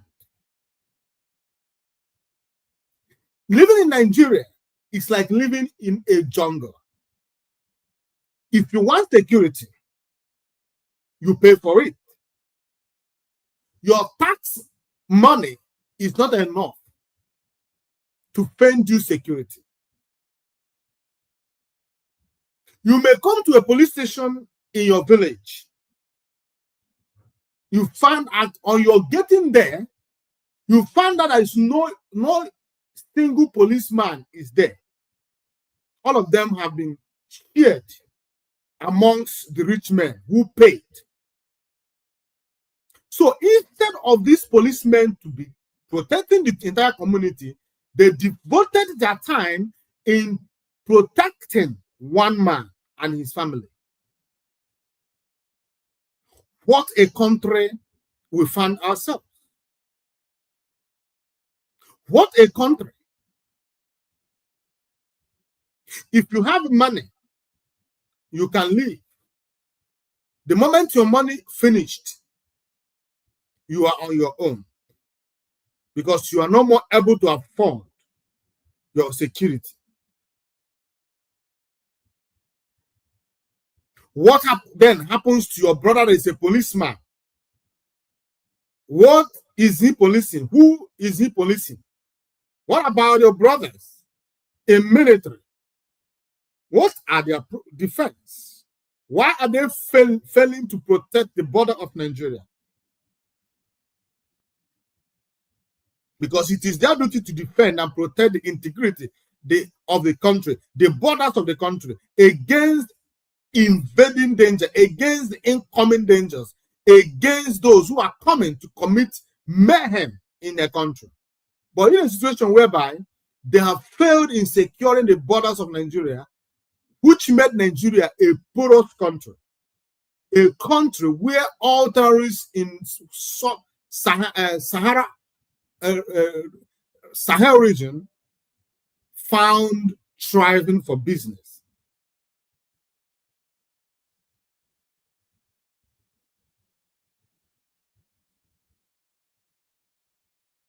Remember, Ghana is a small country compared to Nigeria in all ramifications. In every ramification, Ghana is supposed to be a state in Nigeria.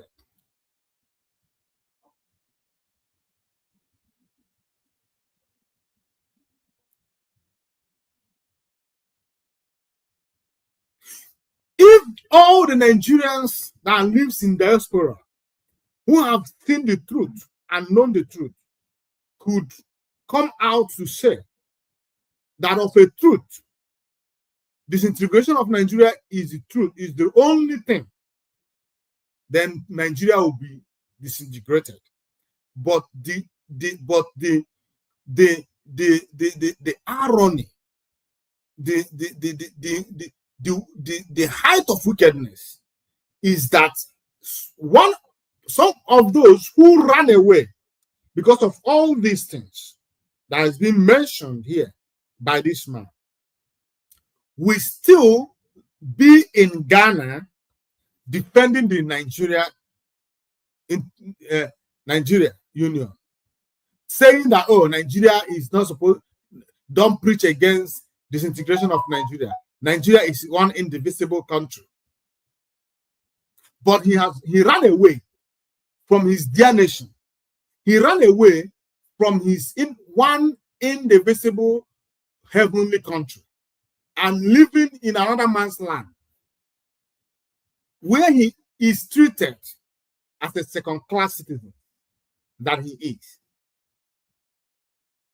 He refused, or rather afraid, to be in a country called Yoruba Nation, where he will be free, where he will be seen, treated as equal with the rest of the citizens. He is afraid to live in a country of Hausa people, where he will be respected, where he will be treated as a human being.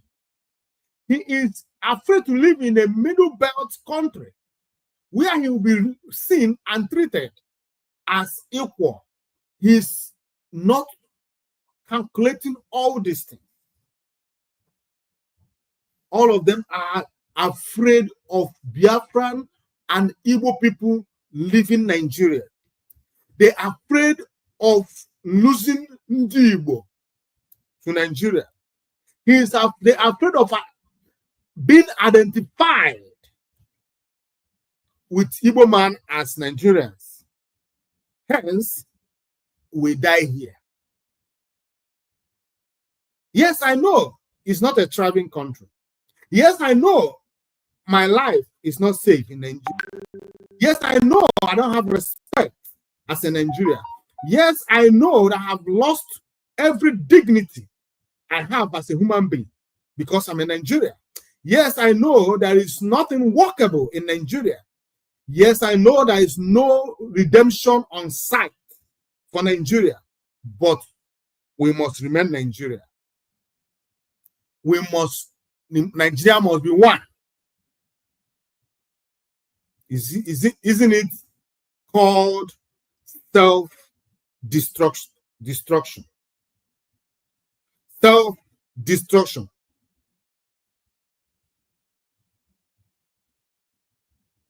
You are inflicting pain on yourself, thinking you are inflicting pain in someone else.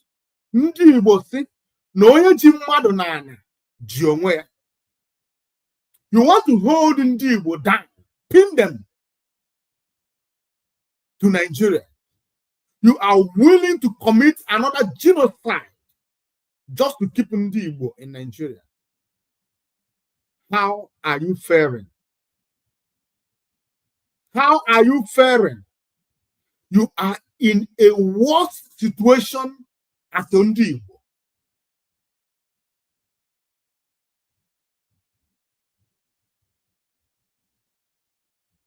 So let's go on and find out the third reasons Nigerians are immigrating to Ghana. At number 3. And this is going to be very, very arguable. This is it. Many Nigerian youth have moved to Ghana because of economic reasons. Let me explain. You see, no matter the circumstances in your country, you may continue or choose to continue to live in your country irrespective of even the 2 reasons I've provided above, especially when you are making some good money and you can provide security for yourself and your loved ones. And ladies and gentlemen, when you can also provide your own electricity. But the moment you realize you are young and strong and you have needs and your circumstances aren't changing, but you can make more money living in another country than living in your own country, you naturally, by way of survival, begin to consider moving elsewhere, ladies and gentlemen. Let me cut to the chase with this one. The standard of living in Ghana is higher than the standard of living in Nigeria. This is a fact. But that's also true for the USA. The standard of living in America is higher than the standard of living in Ghana, meaning the cost of eating and renting and going about your daily life in America is quite higher than the cost of doing the same things in a country like Ghana. But all the same, Ghanaian youth will do almost anything to get to America in spite of their high cost of living. Why is it so, folks? It's because of the job opportunities America presents and the American currency itself. Same is happening to Nigeria, folks. Ghana is becoming to Nigeria what America is to Ghana. I repeat, Ghana is quickly becoming to Nigeria what America is to Ghana. And that is the 2 key things: a land of opportunities and a country with a higher currency. So even though Nigerians know that living in their own country is less expensive compared to living in Ghana, they will still relocate to Ghana. This is because even though Ghana's currency may not buy much in Ghana, it will buy so much in Nigeria. Let me give you one very clear example. Today in Ghana, many of the Nigerian young men here sell mobile phone accessories on a cart they push around. It's very common. To the local Ghanaian, the profit from that trade is just too small to live on. But the Nigerian guys knows how much the same profit translates in their own currency and the volume of things it can buy in Nigeria. And so they've dominated in that trade everywhere you go in Ghana. The situation is exactly the same case for people from Niger and Togo living in Ghana. The Nigerians have also dominated in the trade of moving around with a pair of nail cutters to cut nails. Artisans in the POP and certain building and construction jobs.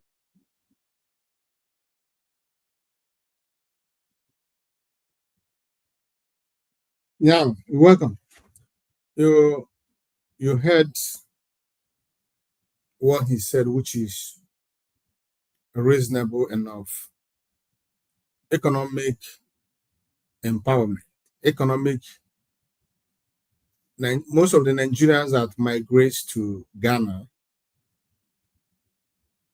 or the Nigerian migrates to Ghana were driven by economic interest. Because even though when they look at GDP, Nigeria is the second biggest economy in Africa. Nigeria is that. They are still not viable. Ghana, as you listen to this man, offers more opportunities for Nigeria in terms of currency, the value of the currency. Because Ghana currency are bigger than Nigerian, is bigger than Nigerian currency. So for instance, if you are in Ghana and you're making 500 cedis or 300 cedis daily, when you convert it to Naira, according to the value of cedis against Naira, you see that you make a lot of money. And when you add it up to 30 days in a month, find out that even though some people work in Nigeria and receive 33,000 Naira monthly for their monthly salary, some receive 20-something thousand as their monthly salary. Some people receive 100,000 as their monthly salary. By the time you convert the money you'll be able to make in a month, you see that it is running into millions. So after calculating all these things, the same effort, the same job, but different pay. Now you made a choice. You may not have the money to start going to look for visa to travel to Europe or America. Ghana is just a stone throw. You just get a passport. Some doesn't even go with passport, but get a passport, board a bus. After a few days or the next day, you are in Ghana, and you start making cedis. So the GDP does not show in the life of the people, because if you check the Nigerian budget and compare it with Ghana, you'll be like, but why is Ghana better place to live than Nigeria? But to me, the most important of them all is the security of that security problem that has eaten deep in Nigeria. The kidnapping, the armed robbery, the religious problem, and whatnot. That is the greatest reason Nigerians are living. Because in the past, when the security problem was manageable, people does not live in droves into Ghana.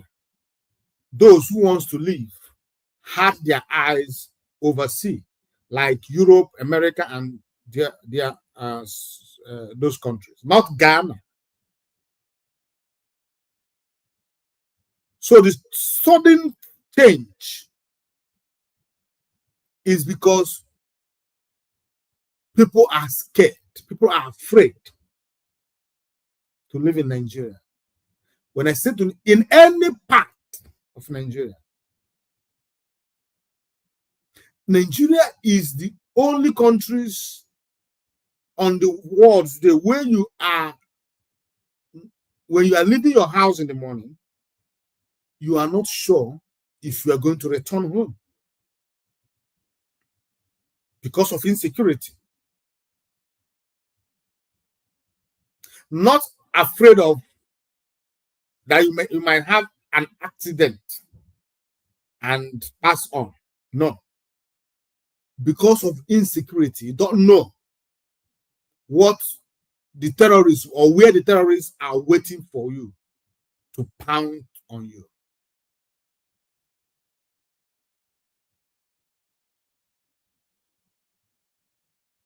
So if we agreed, if we all agreed that Nigeria could not secure, according to the DSS Director General, that the Nigerian military, police, and DSS could not protect us.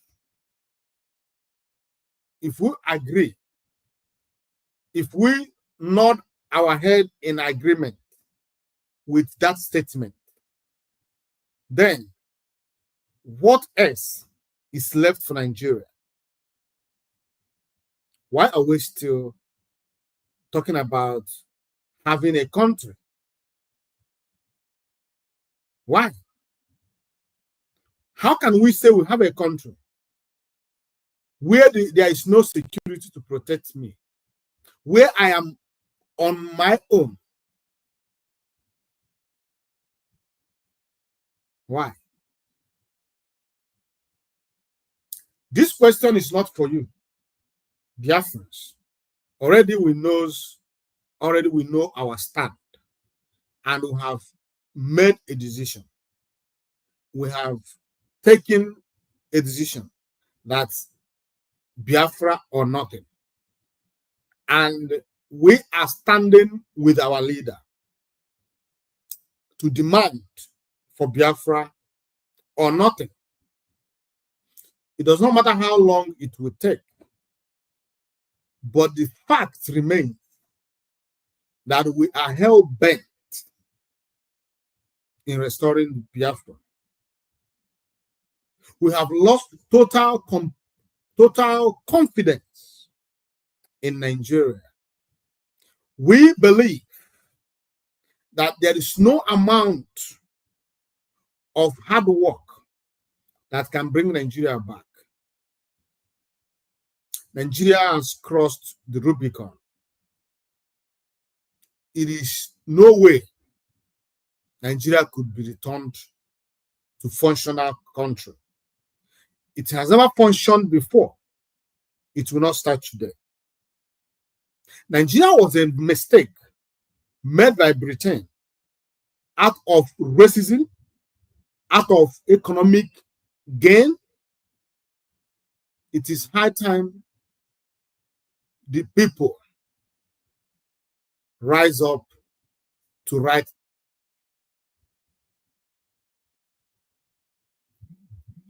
It is high time we made a choice between life and death. It is high time we made a decision between good and evil.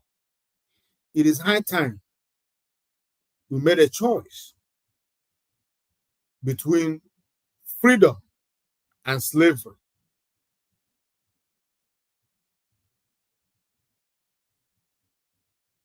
I put before you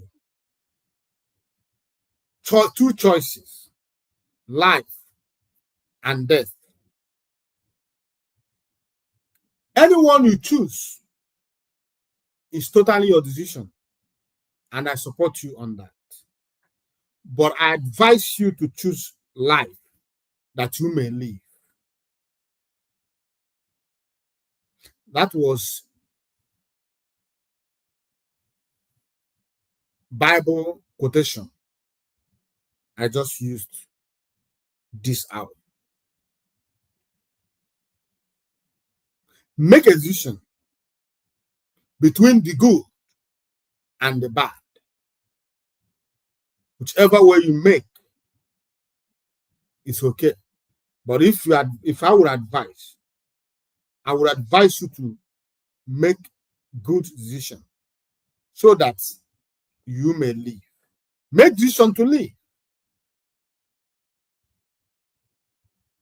As for me and the rest of IPOB, as for me and my leader Mazi Nnamdi Kanu, as for me and all the freedom fighters fighting to liberate Biafra, we choose to live, and we shall live. Yeah, we shall live. Why not? We shall live.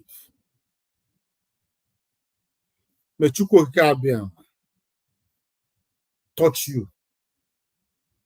If you are if you are still hanging on the fence, if you are still shaking, if you have not made complete decision, time is now. This program, this video, you may choose to watch it again for you to understand the messages, the weight of this program this evening, the reason that we must reject Nigeria, the reason that we must seek for a viable, more productive country, which Nigeria in another 1,000 years cannot give us. Nigeria is retrogressive. Nigeria is retrogressive. It can never move forward. It can never progress. It was founded on a wrong foundation for racist and economic purposes. Nobody wants Nigeria to succeed. Not the president, not the Senate president, not the vice president, not the House, the Senate, not the House of Representatives, not the ministers working under the government or for the government, not the chiefs, not the governors, not the local government chairman, not the kings, not the citizens, not the subjects. Nobody, I said, wants Nigeria to succeed. What everybody wants from Nigeria is what Nigeria could do for them, not what they can do for Nigeria. A country that must succeed only have those citizens who thinks, who brainstorm, who works, who always do something for the country, not those, not citizens who always want the country or expect the country to do for them.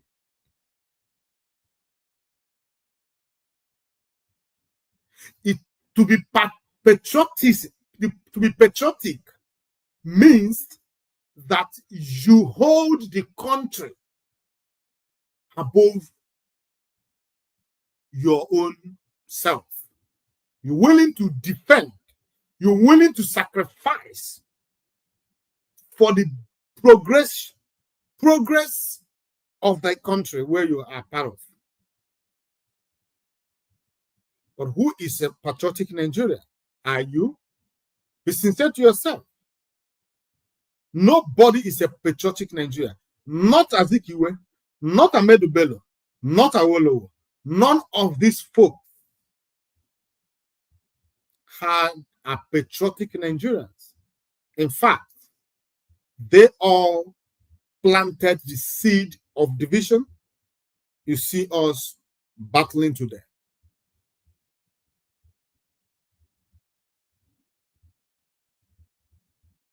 The early you rise up and support those who are genuinely calling for total disintegration of Nigeria, the better for you. They are the true patriotic ones. What is the need of trying to wake a stone dead human being? A man who has died, a man who has been pronounced medically dead by the doctors. What is the need? What is the profit? Why are you calling his name? Why are you beating him? Why are you doing everything to bring him back to life? He is medically dead, pronounced dead. There is no amount of pinching, cutting, beating that will bring him back. That is what those who believe, people like Peter Obi, who has built a castle in the air, who has painted a very attractive process on how he's going to turn around Nigeria and make Nigeria a country that could challenge, could challenge in the League of Nations. What Peter Obi is chasing after is his own national cake. All the people you see who still stand with Peter Obi today still believe that Peter Obi could make it in 2027. That is it. So when he made it, they will not eat their own cake. Not for the love of the country. Not that Peter Obi has any magic whack he wants to use to turn around and make Nigeria a better country. No. So let us continue to fight and hope that nature will smile on us one day.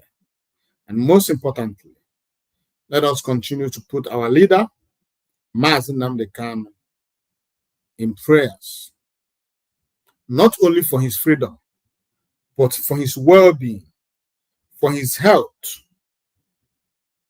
Let us continue to remember that even if he's released today, his health is number one. If he's not healthy, he cannot continue. The only way he could continue is when he come out in a good health. So let us pray for protection. Let us pray that his health shouldn't be touched. So when he comes out, we all will walk majestically into the country that we all fought for, which is Biafra. And also, let us also continue. We shouldn't forget that Mazi Simon Ekpa is not where he is today because he was fighting or he committed crime. The only crime that Mazi Simon Ekpa committed was speaking for you. While he was a politician in Finland, nobody came to arrest him. While he was living in Finland, minding his business, nobody arrested him. Nobody called for his arrest.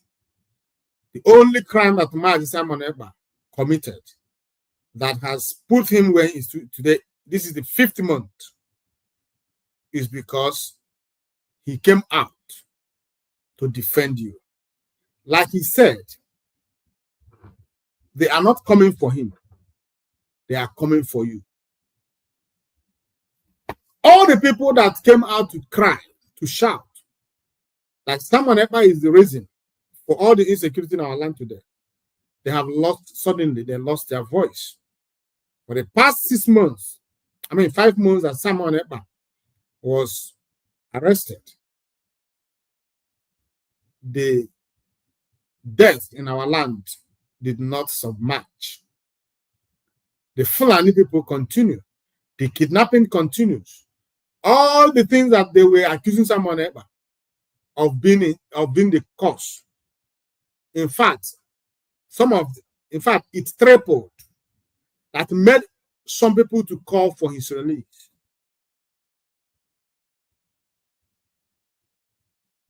I continue to ask Finland, what stands to gain?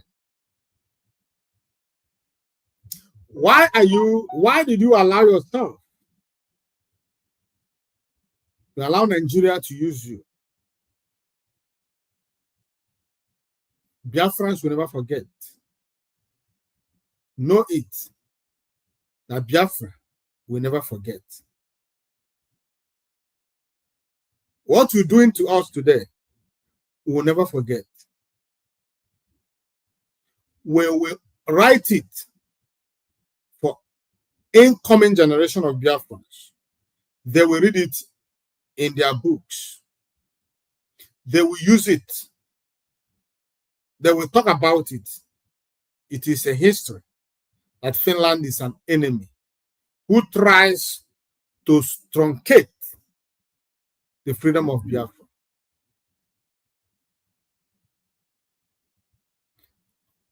Pray for my Simon as well. And every prisoner of conscience. So many Biafrans are wasting in prison today. So many are in prison, nobody knows where they are. But they have been kept in a secret cell, awaiting their death. Pray that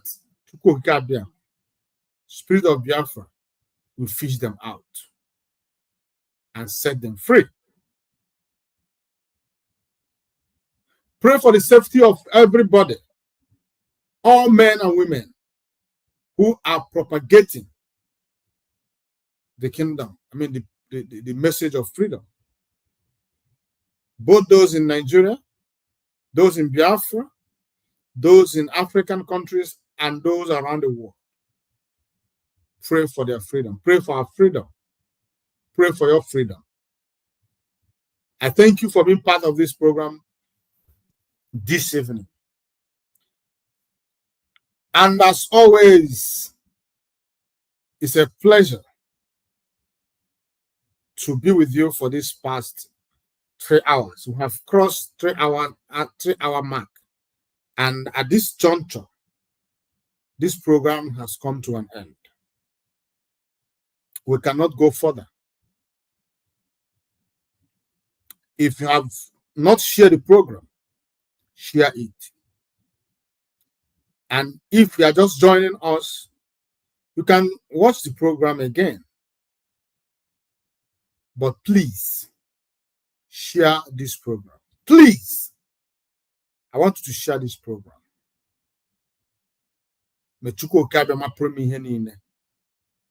Remain with you, be with you, support you. Biafrans, our Western Cape monthly general meeting is coming on tomorrow, 8th of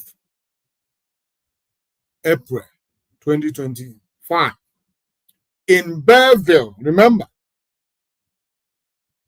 it's going to be the monthly meeting of the month. After tomorrow, after Belleville, the next, as I'm hearing, will be Parklands. They're coming, they're bringing it to us. So, please, if you are from IPOB Western Cape Zone, make sure you are seen tomorrow in Belleville. Very important. We are here to revive. The fire of revival is kindled or rekindled and is burning very, very steady, and nothing can put it off. Until I come your way again,